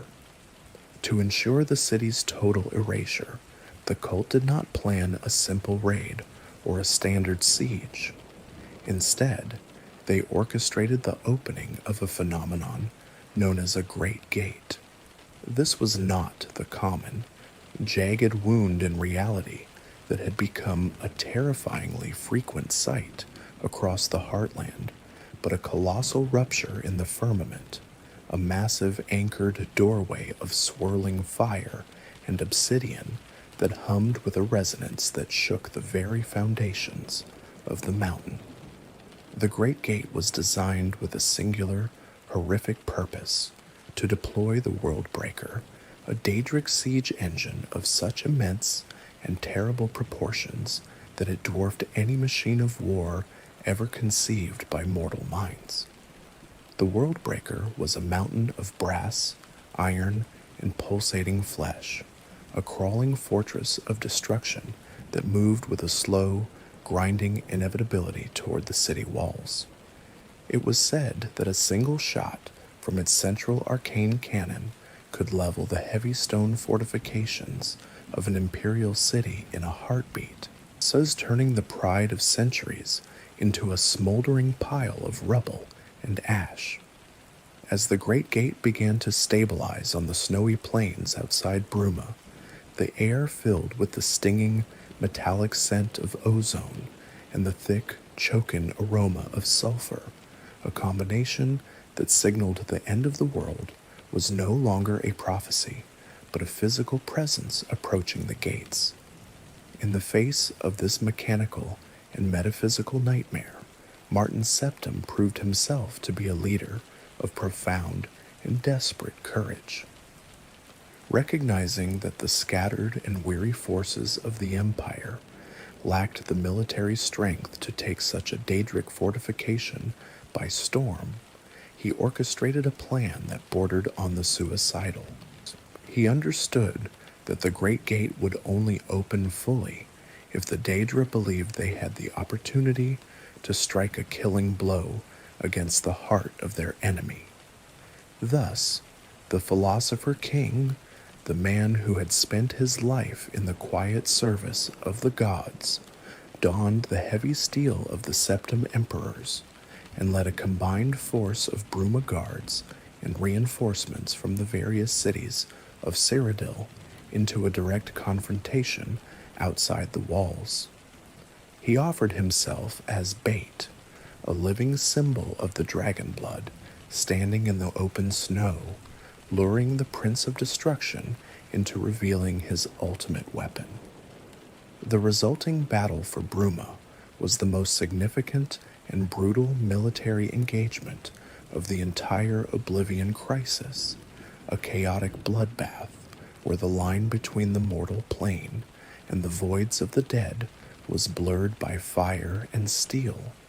The sound of the conflict was a deafening cacophony of clashing blades, the guttural roars of Dremora warriors, and the high-pitched, manic chirping of scamps as they cast balls of magical fire into the ranks of the Imperial soldiers.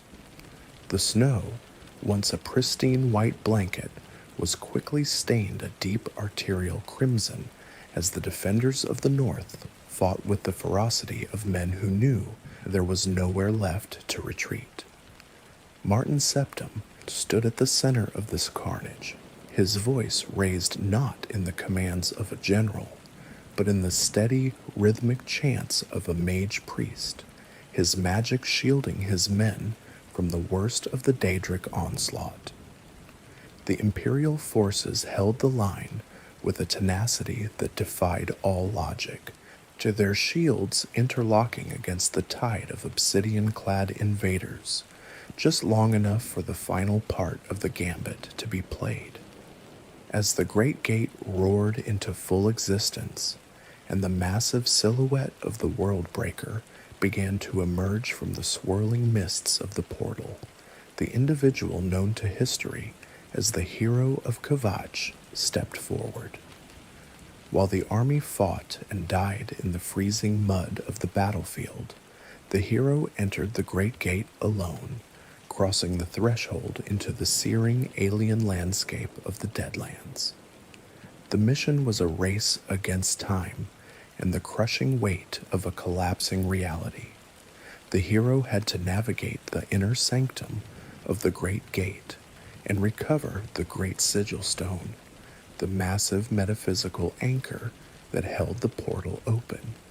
The tension within the city and on the battlefield reached a breaking point as the Worldbreaker's siege engine prepared to fire its primary weapon. But at the final possible second, the Hero of Kvatch succeeded in seizing the stone.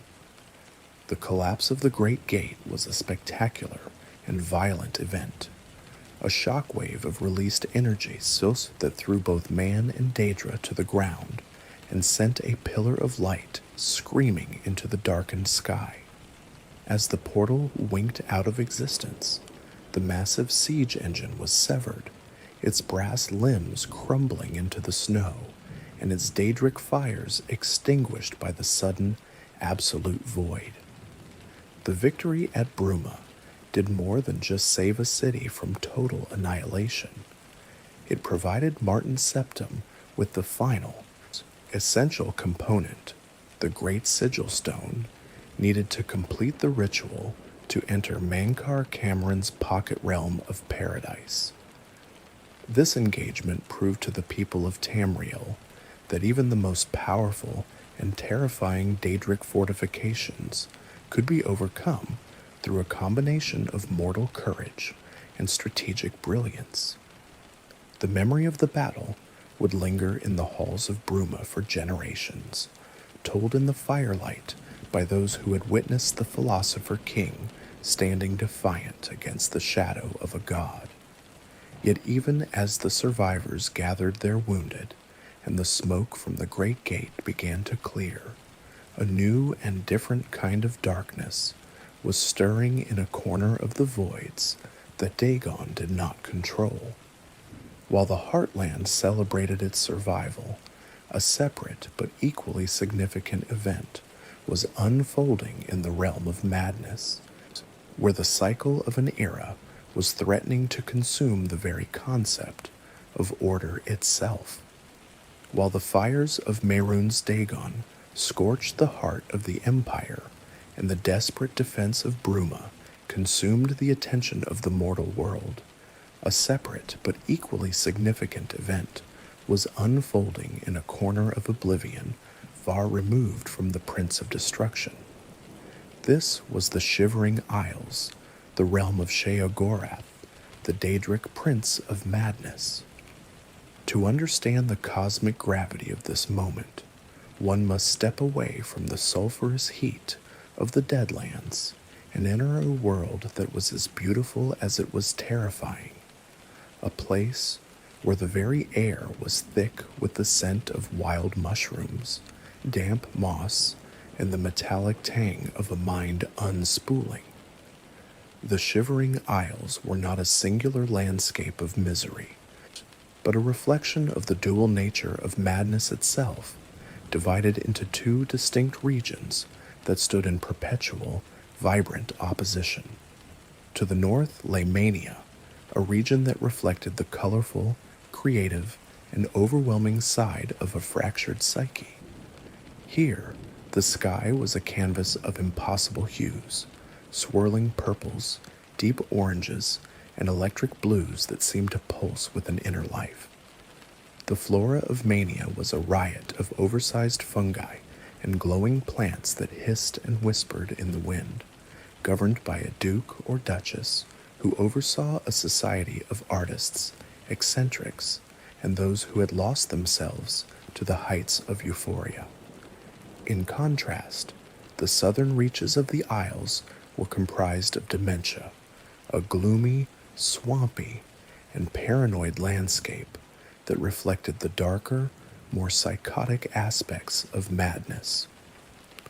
In dementia, the air was perpetually heavy with a thick gray fog that smelled of stagnant water and ancient decay. The twisted trees and jagged rocks seemed to watch the traveler with malevolent intent, and its duke or duchess ruled over a people consumed by suspicion, violence, and the crushing weight of despair. At the center of this fractured paradise sat the capital city, New Sheoth, a place where the two halves of the realm met in an uneasy architecture of soaring spires and damp stone. From his throne within the palace, Sheogorath watched over his domain with a gaze that was simultaneously whimsical and predatory. Yet beneath the mad god's chaotic exterior lay a terrifying secret that dated back to the very dawn of time. Every era, as the calendar of Mundus reached its conclusion, the shivering isles were subject to a process of absolute, cold annihilation known as the Grey March. This was not a random act of destruction, but a systematic ordering of the realm led by Jiggalag, the Prince of Order. The history of these two princes was a tragedy written in the fundamental laws of the cosmos. In the ancient past, Jiggalag was the most powerful of all the Daedric princes, a being of absolute logic and infinite calculation who sought to map the entire multiverse and bring it under his perfect, unchanging rule. His power grew so great and his logic so undeniable that the other Daedric princes grew fearful that he would eventually consume all of Oblivion. In an act of collective desperation, they cursed him to live as the embodiment of everything he hated, madness. Thus, the Prince of Order was transformed into the mad god Sheogorath, and forced to rule over a realm of chaos and whim. However, the curse was not absolute. At the end of every era, Sheogorath was permitted to revert to his original form as Jiggalag. In this cold, crystalline state, he would summon his Knights of Order, beings of shimmering glass and perfect geometry, to march across the Isles and erase every trace of Sheogorath's chaotic creation.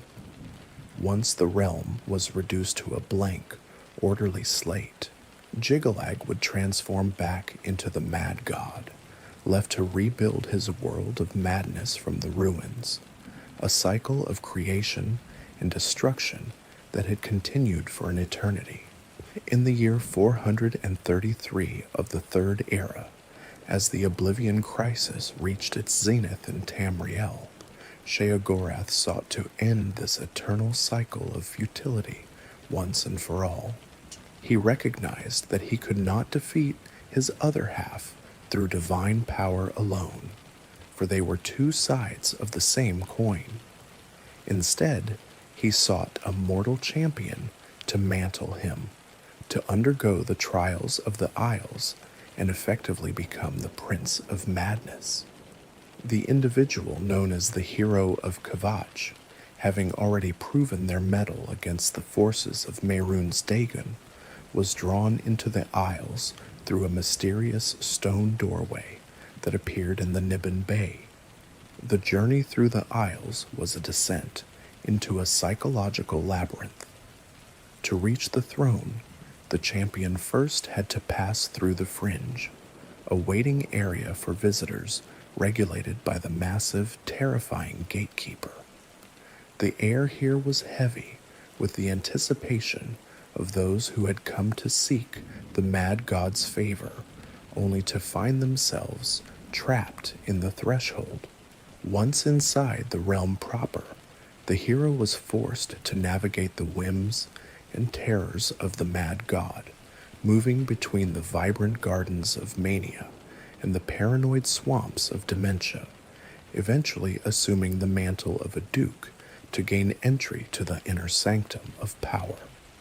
As the Grey March began, the sky over the shivering isles turned a stark, sterile white, and the crystalline spires of order began to erupt from the ground like frozen lightning. The sound of the march was the rhythmic, heartless clatter of the Knights of Order as they systematically dismantled the colorful chaos of Sheogorath's world. The Hero of Kvatch, armed with the staff of the Mad God and the accumulated madness of the realm, eventually faced Jiggalag himself in single combat amidst the ruins of the palace courtyard. The battle was a collision of fundamental cosmic forces, the unpredictable creative energy of madness versus the rigid, absolute logic of order. Against all odds, the mortal champion emerged victorious, defeating the Prince of Order on his own ground. This victory broke the ancient curse that had bound the two princes together for eons. With the cycle shattered, Jiggalag was finally freed from his chaotic prison, allowed to roam the infinite voids of Oblivion as a free Prince of Order once again. However, the Shivering Isles could not exist without a ruler to maintain their fractured reality. The Hero of Kvatch remained on the throne of New Sheoth, having successfully mantled the position and becoming the new Sheogorath. This transition of power ensured that the Shivering Isles remained a plane of madness, independent of the invasion, being led by Mehrunes Dagon. While the heartland of Cyrodiil bled and burned, the new mad god sat upon a throne of shadows and light, watching as the Grey March receded and the vibrant, nonsensical life of the Isles began to bloom once more. The breaking of the cycle was a metaphysical triumph that mirrored the struggles on the mortal plane, proving that even the most ancient and divine of curses could be unraveled by the intervention of a determined mortal soul.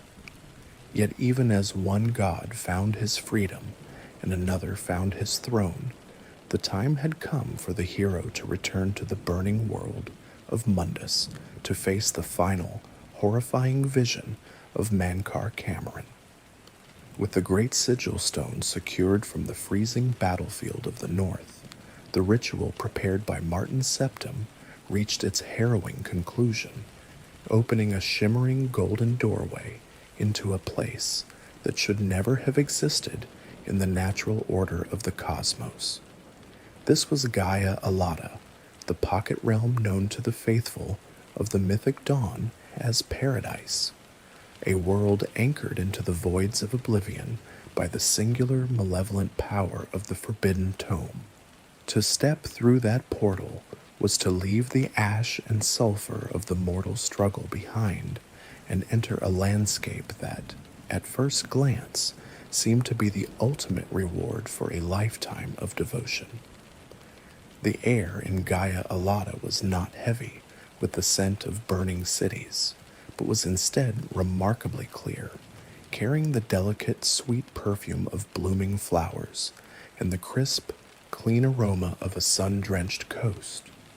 The sky was a brilliant, unchanging blue, and the architecture was a marvel of white stone and arching bridges that seemed to float above the lush, emerald greenery. For the members of the cult who had given their lives in the service of the Prince of Destruction, this was the Promised Land, a sanctuary where the ascended immortals were told they could live forever without the fear of death or the limitations of their mortal shells. They had been led to believe that by shedding their earthly lives, they would be reborn into a state of perpetual grace, free from the jailer kings of the Aedra. However, as the individual who would be remembered as the savior of Bruma moved deeper into the winding paths of this sunlit garden, the horrific reality of Mankar Cameron's vision began to manifest from beneath the beautiful veneer. Paradise was not a reward. It was a sophisticated and horrific trap, a place where the concept of immortality was twisted into a cycle of eternal suffering. The cultists who had died upon the soil of Tamriel were indeed reborn within the gardens of Gaia-Allow, but they soon discovered that their new, undying bodies were merely vessels for more exquisite forms of torment. Because they could not truly die within the bounds of the pocket realm, they were systematically hunted, captured, and tortured by the very Daedra they had once worshipped as liberators. The screams of the Ascended echoed through the white stone corridors, a jarring dissonance against the serene beauty of the landscape. They were flayed, burned, and broken, only to be reborn once more in the waters of the realm to face the same agony again for the amusement of their prophet. But Mankar Cameron reigned over this cycle as an absolute god-king, his power so deeply tied to the metaphysical structure of the realm that his word was the literal law of gravity and light. In this place of beautiful despair, Cameron was served by his children, Raven and Ruma, who acted as his enforcers and the keepers of the gate. They moved through the gardens with a chilling, detached elegance, overseeing the purification of their followers, with the same cold precision their father had used to plan the assassination of an emperor. The air around the central palace, where Mankar held his court, was thick with the weight of his ego and the stolen power of the Septim lineage. It was here that he kept the Amulet of Kings, not as a sacred relic of a covenant, but as a symbolic trophy of the downfall of the Third Empire. He viewed the artifact, the Chim-El-Adabal, as a relic of a dying world, a trinket of the jailer kings that he had successfully wrestled away from the light. The lore that Cameron preached to those he tortured was deeply intertwined with the ancient and esoteric myth of Lig, the upstart who vanishes. Within the halls of his palace, he spoke of a time before the Aedra had intervened, a world cycle where the spirits were not bound by the laws of time or the limitations of the flesh. He believed that by creating paradise, he was reviving a fragment of that uncorrupted world, a piece of the original creation that had been stolen and hidden away. To Mankar Cameron, the Oblivion Crisis was not an act of destruction, but a new dawn that would eventually merge the gardens of Gaia-Allow with the world of Nirn itself. He envisioned a reality where the worthy, those who could endure the fires of Dagon and the trials of paradise, would survive as a new race of masters, while the rest of creation was washed away by the tides of the 19 and 9 and 9 oceans of the past. He viewed himself as the true successor to the Magna G, the architects of magic who had crafted Mehrunes Dagon in the secret bowels of the ancient world. In his madness, he saw himself as a figure of ultimate hope, the one who would crack the face of the present world, just as the Prince of Destruction had once cracked the face of Lig. The infiltration of this realm by a mortal champion was the final, unforeseen variable in his calculations. As the savior of Bruma navigated the treacherous beauty of the gardens, just the silence of paradise was broken by the clash of steel and the roar of magic, as the final confrontation between the legacy of the dragon blood and the prophet of the new dawn drew near. The battle within the palace of Gaia-Allow was a struggle for the very soul of the covenant. Mankar Cameron utilized every ounce of his absolute power, over the realm, shifting the reality of the halls and calling upon the essence of the forbidden tome to strike down the intruder.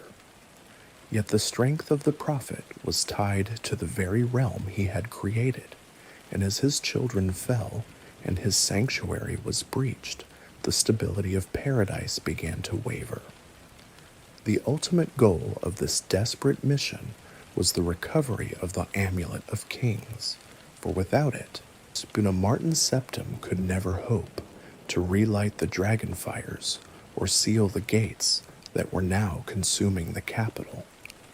When Mankar Cameron finally fell, his physical form dissolving into the very light and shadow of the world he had fashioned, the pocket realm of Gaia Alata began to unravel with a violent metaphysical shudder.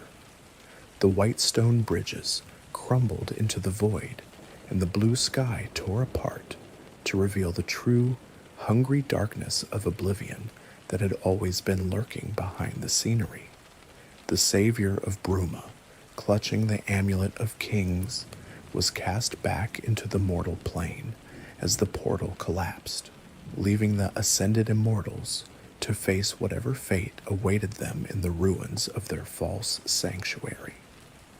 The recovery of the artifact was a triumph of impossible odds, but as the champion returned to the cold air of Tamriel, the realization set in that the time for rituals and scholars' work had passed. The amulet was back in the hands of the Septims, but the Prince of Destruction was no longer content to wait behind the veil. The final siege had begun, and the heart of the Empire was already beginning to burn under the physical weight of a manifesting god. The sun hung low over the white gold tower as the final act of the tragedy began to unfold within the ancient marble-clad walls of the Imperial City. After the harrowing journey into the shifting heart of paradise and the recovery of the Amulet of Kings from the cooling remains of a dead prophet, Martin Septim traveled at once to the capital of the Empire. He did not arrive with the fanfare of a conqueror, but with the quiet, heavy determination of a man who carried the literal weight of history around his neck. His goal was singular and urgent: to reach the Elder Council chambers, to be officially crowned as the Emperor of all Tamriel, and to perform the ancient ritual of relighting the Dragonfires. The air in the city was thick and stagnant, a breathless calm before a storm that had been brewing since the very dawn of the era. The citizens, weary from months of fear and the distant reports of falling cities, looked upon the humble priest, turned king with a mixture of desperate hope and profound uncertainty. Upon his arrival, Martin was met by Chancellor Okato, the head of the Elder Council, and the man who had struggled to keep the fractured empire together since the assassination of Uriel VII. The meeting took place in the shadow of the ruby throne, where the polished floors reflected the flickering torchlight and the anxious faces of the assembled nobility. Okato, an Altmer of great age and even greater composure, bore witness to the return of the Chim El Adabal with a relief that was almost palpable. He immediately recognized that the time for debate had passed. The coronation was not merely a political necessity, but a metaphysical requirement to seal the wounds of the world. However, as the procession began to move toward the Temple District, the Prince of Destruction, realizing that his grand design was on the verge of failure, launched a massive and unprecedented assault. The sounds of the city's daily life were suddenly obliterated by a cacophony of tearing stone and the guttural, echoing roars of the void. Multiple Oblivion gates, far larger and more stable than any seen before, were opened simultaneously within the various districts of the Imperial City. The Elven Gardens, the Arboretum, and the Market District were instantly flooded with a tide of Daedric horrors that threatened to overwhelm the Imperial Legion and the city guard. Dramora Valkanaz, clad in jagged obsidian armor, led the charge through the streets, their enchanted blades carving through the ranks of the defenders with a cold, practiced efficiency. The air, once scented with the flowers of the Arboretum, was replaced by a choking, sulphurous haze and the metallic tang of fresh blood. The citizens who had gathered to witness the return of their king were instead forced to flee for their lives, as the nightmare they had only heard of in rumors became a physical reality in their own doorways. A Chancellor Okado, acting with the authority of his office, stood at the side of the young Septim as the battle for the city erupted into a chaotic, multi-front war. He witnessed the ultimate breach of the ancient covenant, a sight so terrible that it defied the very laws of reality. Mehrunes Dagon himself began to physically manifest in the temple district. The Prince of Destruction did not emerge through a gate as a man would. Instead, he seemed to tear himself out of the fabric of the firmament. He was a towering figure of destruction, a four-armed colossus of crimson flesh and jagged horn whose very presence caused the air of the Imperial City to burn. His voice was not a sound, but a vibration that shattered the stained glass of the nearby chapels and shook the foundations of the white gold tower. Because the Dragonfires had not yet been lit and the ritual was incomplete, the liminal barrier between Mundus and Oblivion was essentially non-existent, allowing a Daedric prince to exert his full, unbridled power upon the mortal plane. The Temple District, usually a place of quiet reflection and divine worship, became the center of a cosmic slaughterhouse. Dagon's footsteps left craters in the hallowed stone, and his massive cleavers turned the elegant statues of the divines into clouds of dust. The blades, the Imperial Legion, and even the common citizens fought side by side in a desperate attempt to defend the Temple of the One. They were a wall of mortal steel against an immortal god. The sound of the conflict was a deafening roar of fire, steel, and the screams of the dying. The legionaries, so their polished breastplates, reflecting the red glow of the burning sky, threw themselves at the feet of the prince, only to be swept aside like dry leaves in a gale. The blades, led by those who had sworn an oath to the dragon blood, fought with a ferocity born of shame and a refusal to let the last of the Septims fall. Martin Septim, standing amidst the carnage, looked upon the towering form of the god of destruction and realized a harrowing truth. The standard ritual was no longer possible. The time for prayers and the lighting of symbolic fires had passed, for the barrier was already shattered and the enemy was already within the gates. He stood in the center of the Temple of the One, the amulet of kings pulsing with a divine golden light in his hands. He understood that to save Tamriel, he could not simply be a king. He had to be something more. He had to bridge the gap between the mortal and the divine in a way that had never been attempted since the days of Saint Alessia. In that moment of absolute crisis, Martin Septim made the ultimate decision to sacrifice his mortal life to save the world.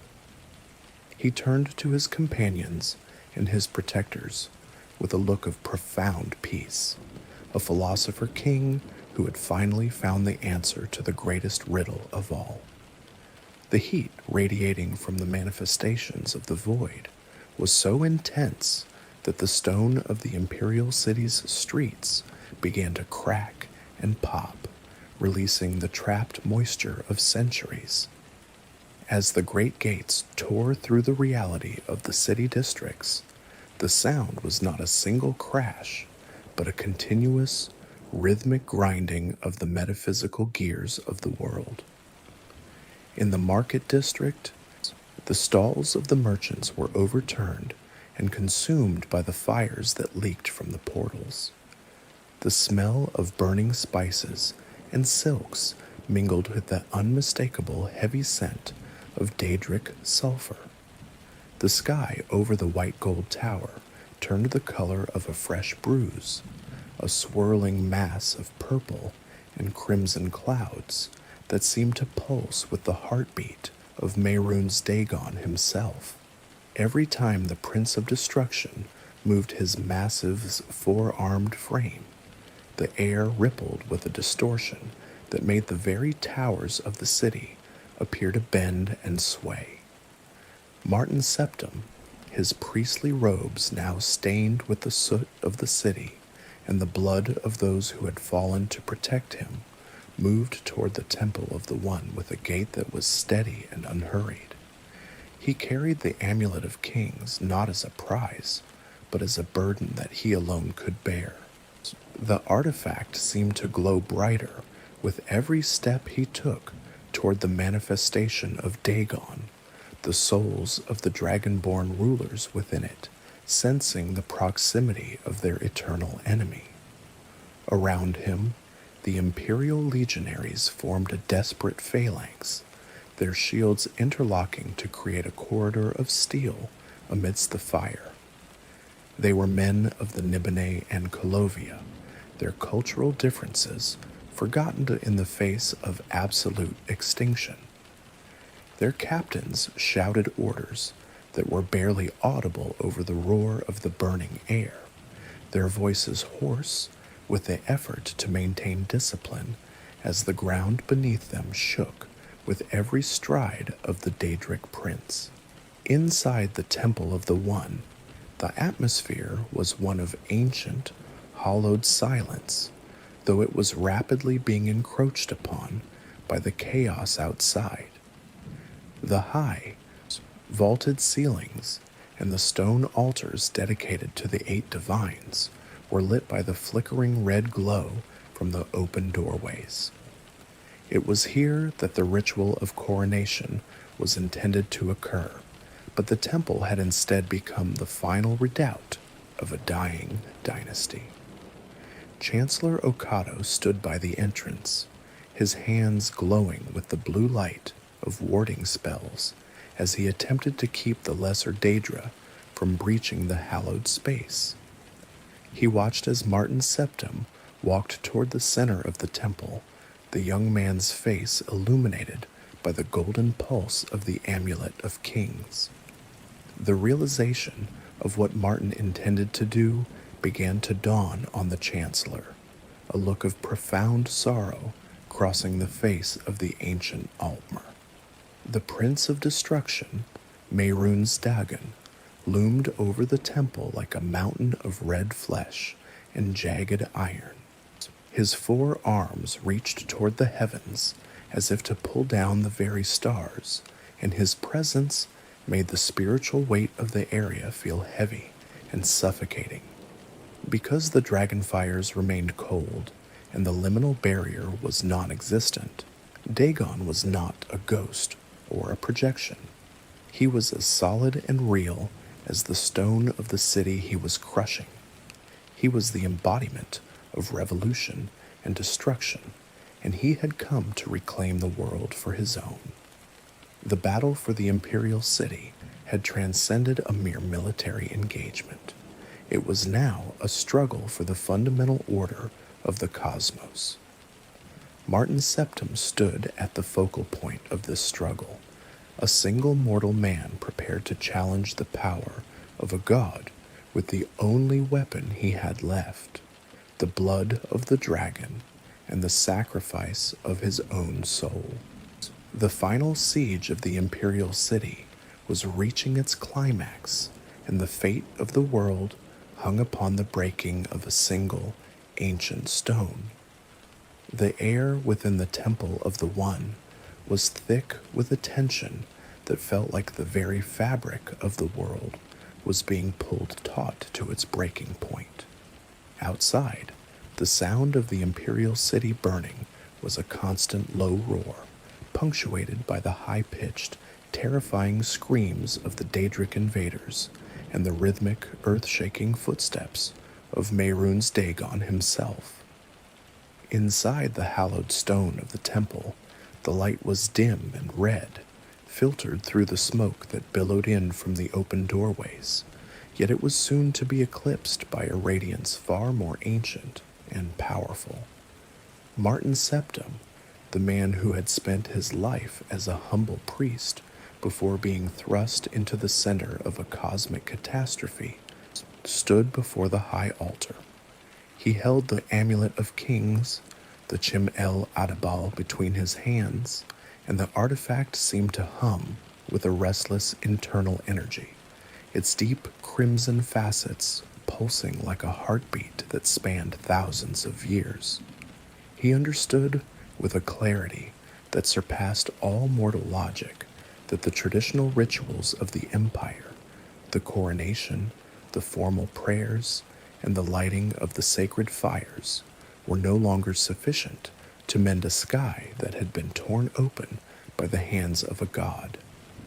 The sacrifice of Martin Septim remains the most profound and world-altering event in the theological and metaphysical history of the Third Empire, for it was the moment the ancient covenant was rewritten in the fire of a mortal soul. With a final, steady breath, Martin Septim raised the Amulet of Kings high above his head, the golden light of the gem illuminating the soot and blood that stained his priestly robes. He did not hesitate. He brought the artifact down upon the cold stone of the altar with a force born of absolute conviction and divine necessity. The sound of the amulet shattering was not a sharp crack, but a resonance that seemed to vibrate through the very foundations of Mundus. As the unique soul gem was destroyed, the physical vessel was sacrificed to release the cumulative, divine energy of every dragonborn emperor who had come before him. For millennia, the amulet had served as a house for the souls of the rulers of the Septim and Alessian lines, creating a collective oversoul that reinforced the barrier between the worlds. Now, that reservoir of ancestral wisdom and Akatosh's own blood was unleashed in a blinding, golden torrent of energy that filled the temple from floor to vaulted ceiling. This release of energy was not a mere explosion, but the catalyst for a process known to the high scholars of the arcane as mantling. By shattering the amulet and offering up his own mortal life as a conduit for this ancient divinity, Martin Septim effectively became the dragon god of time. His human form was consumed by the golden radiance, his flesh and bone transmuting into something that defied the laws of the mundane world. Within the heart of the temple, a new and terrifyingly beautiful creature began to take shape, rising from the light like a star falling upward. He transformed into a massive, shimmering golden dragon, the avatar of Akatosh, whose scales reflected the light of 1,000 suns, and whose presence alone seemed to push back the encroaching shadows of oblivion. The roar of the avatar was not a sound of anger, but a declaration of cosmic law, a sound that resonated through the towers of the city and into the very depths of the Daedric voids. The duel that followed within the temple district was a collision of fundamental cosmic forces, the power of time versus the power of destruction. Mehrunes Dagon, the four-armed colossus of crimson flesh and jagged horn, found himself confronted by the manifesting authority of the deity who had first forged the world. The two beings, one a prince of the void and the other an avatar of the divine, so grappled amidst the ruins of the capital in a struggle that the mortal plane was never intended to host. The air around them crackled with raw, unbridled energy, and every strike of Dagon's massive cleavers was met by the searing divine fire of the dragon. Despite the Prince of Destruction's terrifying strength, he was a guest in a world that was now protected by its creator. The avatar of Akatosh, empowered by the sacrifice of the last Septim, was able to physically overpower Dagon, his golden claws tearing through the fabric of the prince's manifestation. With a final thunderous effort that shook the very earth of Cyrodiil, the avatar cast Mehrunes Dagon back into the lightless voids of Oblivion, severing his physical connection to the mortal plane and banishing his influence from the city. This victory did far more than simply win a battle. It permanently altered the metaphysics of the world of Mundus. The Old Covenant, forged in the First Era between Saint Alessia and Akatosh, had been a contingent and fragile thing, requiring the constant presence of a living dragonborn ruler and the ritual renewal of the Dragonfires to keep the gates sealed. Through Martin's sacrifice, that arrangement was superseded by a new and more enduring pact. As the golden radiance of the battle began to fade, the avatar of Akatosh did not simply vanish into the ether. Instead, the divine energy solidified, and the great dragon turned to stone in the center of the Temple of the One. This created a permanent, towering monument that served as a physical anchor for the renewed covenant. Though the stone dragon became a bridge between the mortal and the divine, a silent sentinel that stood as a testament to the fact that the barrier between the worlds was no longer a temporary veil, but a permanent seal. The implications of this resolution were vast and immediate. The new covenant no longer required the lighting of the Dragonfires or the existence of a living dragonborn emperor to maintain the stability of the world. Through the act of smashing the Amulet of Kings, Martin had fused the protection of the Aedra directly into the fabric of reality itself. According to the final, echoing words of Martin Septim, the barrier between Oblivion and Mundus was sealed forever. While the Daedric princes would remain a constant and meddling presence in the lives of mortals, the specific threat of a full-scale physical invasion, sake where a prince could manifest their full power upon the earth, was ostensibly ended. The jaws of Oblivion that had threatened to consume the Empire were finally and irrevocably shut. Yet the cost of this salvation was the total dissolution of the world as the people of the Third Era had known it. The Septim bloodline, which had provided the symbolic and metaphysical backbone of the Empire for over 400 years, was extinct with the passing of Martin. The Amulet of Kings, the most holy artifact of the human races and the repository of their ancestral spirits, was destroyed, its fragments scattered like dust in the ruins of the temple. The Dragonfires, which had served as the spiritual lighthouse of the Imperial City, were extinguished forever, replaced only by the cold, silent stone of the dragon statue. The world was safe, but it was also changed. It was now a world without a divine ruler, a world where the protection of the gods was a permanent fact of nature rather than a ritual to be performed by a king. As the citizens of the Imperial City began to emerge from their cellars and the smoke of the battle started to drift away on the wind, they looked upon the stone avatar and realized that they were standing at the dawn of a new and uncertain age. The Third Era had ended not with a whimper, but with the roar of a dragon and the sacrifice of a Mantosaurian who had chosen to be a god so that his people could remain mortal. The conclusion of the Oblivion Crisis was not marked by the sounding of silver trumpets or the jubilant celebrations of a restored and golden kingdom, but by a heavy, hollow silence that settled over the charred ruins of the Imperial City in the final, somber days of the Third Era.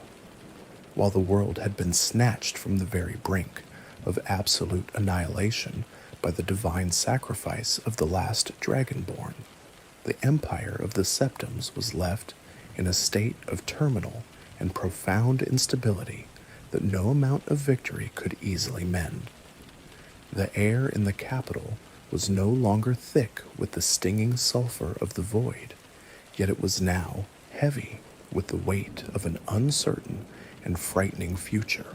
As the citizens looked upon the empty ruby throne and realized that the divine line of Tiber Septim had truly reached its final, tragic end, the statue of the golden dragon, now turned to cold and permanent stone within the temple of the One, stood as a silent witness to the passing of an age, to serving as a physical anchor for a covenant that no longer required the breath of a living man to sustain its protection. Chancellor Okado, a man whose long lifespan had already seen the rise and fall of many great figures, found himself named potentate to guide the realm through the gathering shadows of this new age. However, despite his vast experience and his steady diplomatic hand, he lacked the divine right and the deep, symbolic power that the Septim bloodline had provided for over 400 years of history. Without the amulet of kings and a dragonborn ruler to act as the spiritual and political heart of the nation, the empire, which had once proudly spanned the entire continent of Tamriel, began to fracture and dissolve almost immediately. The terminal instability of the central government meant that the distant provinces, many of which had been left to fend for themselves during the height of the Daedric incursions, began to look inward for their own salvation. The first sign of this continental collapse appeared in the southeastern marshes, where the province of Black Marsh moved with decisive speed to officially secede from the imperial sphere of influence. This movement was led by the Anzilil faction, a group of Argonians who had organized a remarkably successful and independent defense against the Daedric hordes, proving that they did not need the protection of a failing human throne. They felt no lingering debt to a distant and hollow capital that had failed to protect their borders, and thus they turned their backs on the empire to forge a new and isolated destiny in the deep, humid shadows of the swamps. The air in the south grew cold toward the Nibene, as the memory of imperial law was washed away by the tides of a rising, nationalistic fervor. To the far west, across the gleaming and restless waves of the Abyssian Sea, an even more dangerous shadow was beginning to stretch its fingers across the beautiful Somerset Isles. The radical political faction, known as the Thalmor, leveraged the widespread devastation of the crisis and the trauma of the elven people to seize absolute power over the homelands of the High Elves. They used the tragic and symbolic destruction of the ancient Crystal Tower as a focal point for their ideology, claiming that the Empire had abandoned the Elves in their hour of greatest need. The Thalmor conducted a ruthless and bloody purge of the pro-imperial nobility, dismantling the remnants of the old order and establishing the Third Aldmeri Dominion. This new power viewed the human-led empire as a decaying relic of the past that deserved to be forgotten, and they began to prepare for a future where the grace of the elves would once again dominate the continent. In the east, the proud and ancient province of Morrowind suffered a series of overlapping catastrophes that left it a ghost of its former vibrant self. During the middle stages of the Daedric invasion, the Imperial legions had been recalled from the eastern frontiers to defend the Heartland, leaving the Dunmer people to face the nightmare of the Oblivion Gates alone. This abandonment was followed shortly by the horrific volcanic fury of the Red Year, which saw the heart of their land buried beneath a choking blanket of ash and fire. Morrowind effectively left the Imperial sphere of influence during this time, as the influence of the Empire vanished beneath the smoke, leaving the noble House Redoran to consolidate what little power remained. The Dunmer began the long and painful process of rebuilding their civilization without the guidance or the taxes of the Septim dynasty, their hearts hardened by the perceived betrayal of the human throne. The central government in Cyrodiil watched in a state of paralyzed helplessness as the edges of their map began to fray and disappear into the mist of secession and disaster. Chancellor Okado struggled to maintain the administrative functions of the state, but the lack of a true emperor meant that the various counts and warlords of the Heartland began to bicker over the scraps of power. The internal rot of the Heartland finally reached its violent and chaotic crescendo following the assassination of Chancellor Okado in the year 14 of the Fourth Era. His death was the final blow to the stability of the Old World, triggering a dark and bloody period that would be remembered in the histories as the Storm-Crowned Interregnum. For a full decade, the heart of the Empire was consumed by a chaos and a civil war that saw rival claimants fighting in the streets of the Imperial City. This decade of unchecked violence and political backstabbing only reached its conclusion when a Colovian warlord named Titus Mede I marched upon the capital with a fresh army. He captured the Imperial City by force, seizing the Ruby Throne not through divine right or the blood of the dragon, but through the cold and practical application of military might. The Mede dynasty would go on to inherit an empire that was but a shadow of its former Septim-led glory, ruling over a collection of fractured and suspicious provinces that lived in the long, cold wake of a dead god's sacrifice. The world was no longer the unified continent that Tiber Septim had envisioned, but a fragile alliance of states that looked upon the past with a mixture of nostalgia and resentment. The Oblivion Crisis had permanently and fundamentally altered the face of Tamriel, leaving the human nations vulnerable to the inevitable rise of the Thalmor and the whispered eventual return of the dragons that had once been the namesake of the Septims. While the gates were sealed and the physical invasion of Mehrunes Dagon had been thwarted, the spiritual and political damage to the world was absolute. As the years turned into decades and the Fourth Era marched steadily onward, the memory of the dragonborn emperors began to fade into the dusty annals of history, becoming a legend of a time when the heavens were protected by a single, sacred bloodline. The citizens of Tamriel moved forward into a future defined by the absence of the divine, walking the roads of an empire that was living in the twilight of its own history.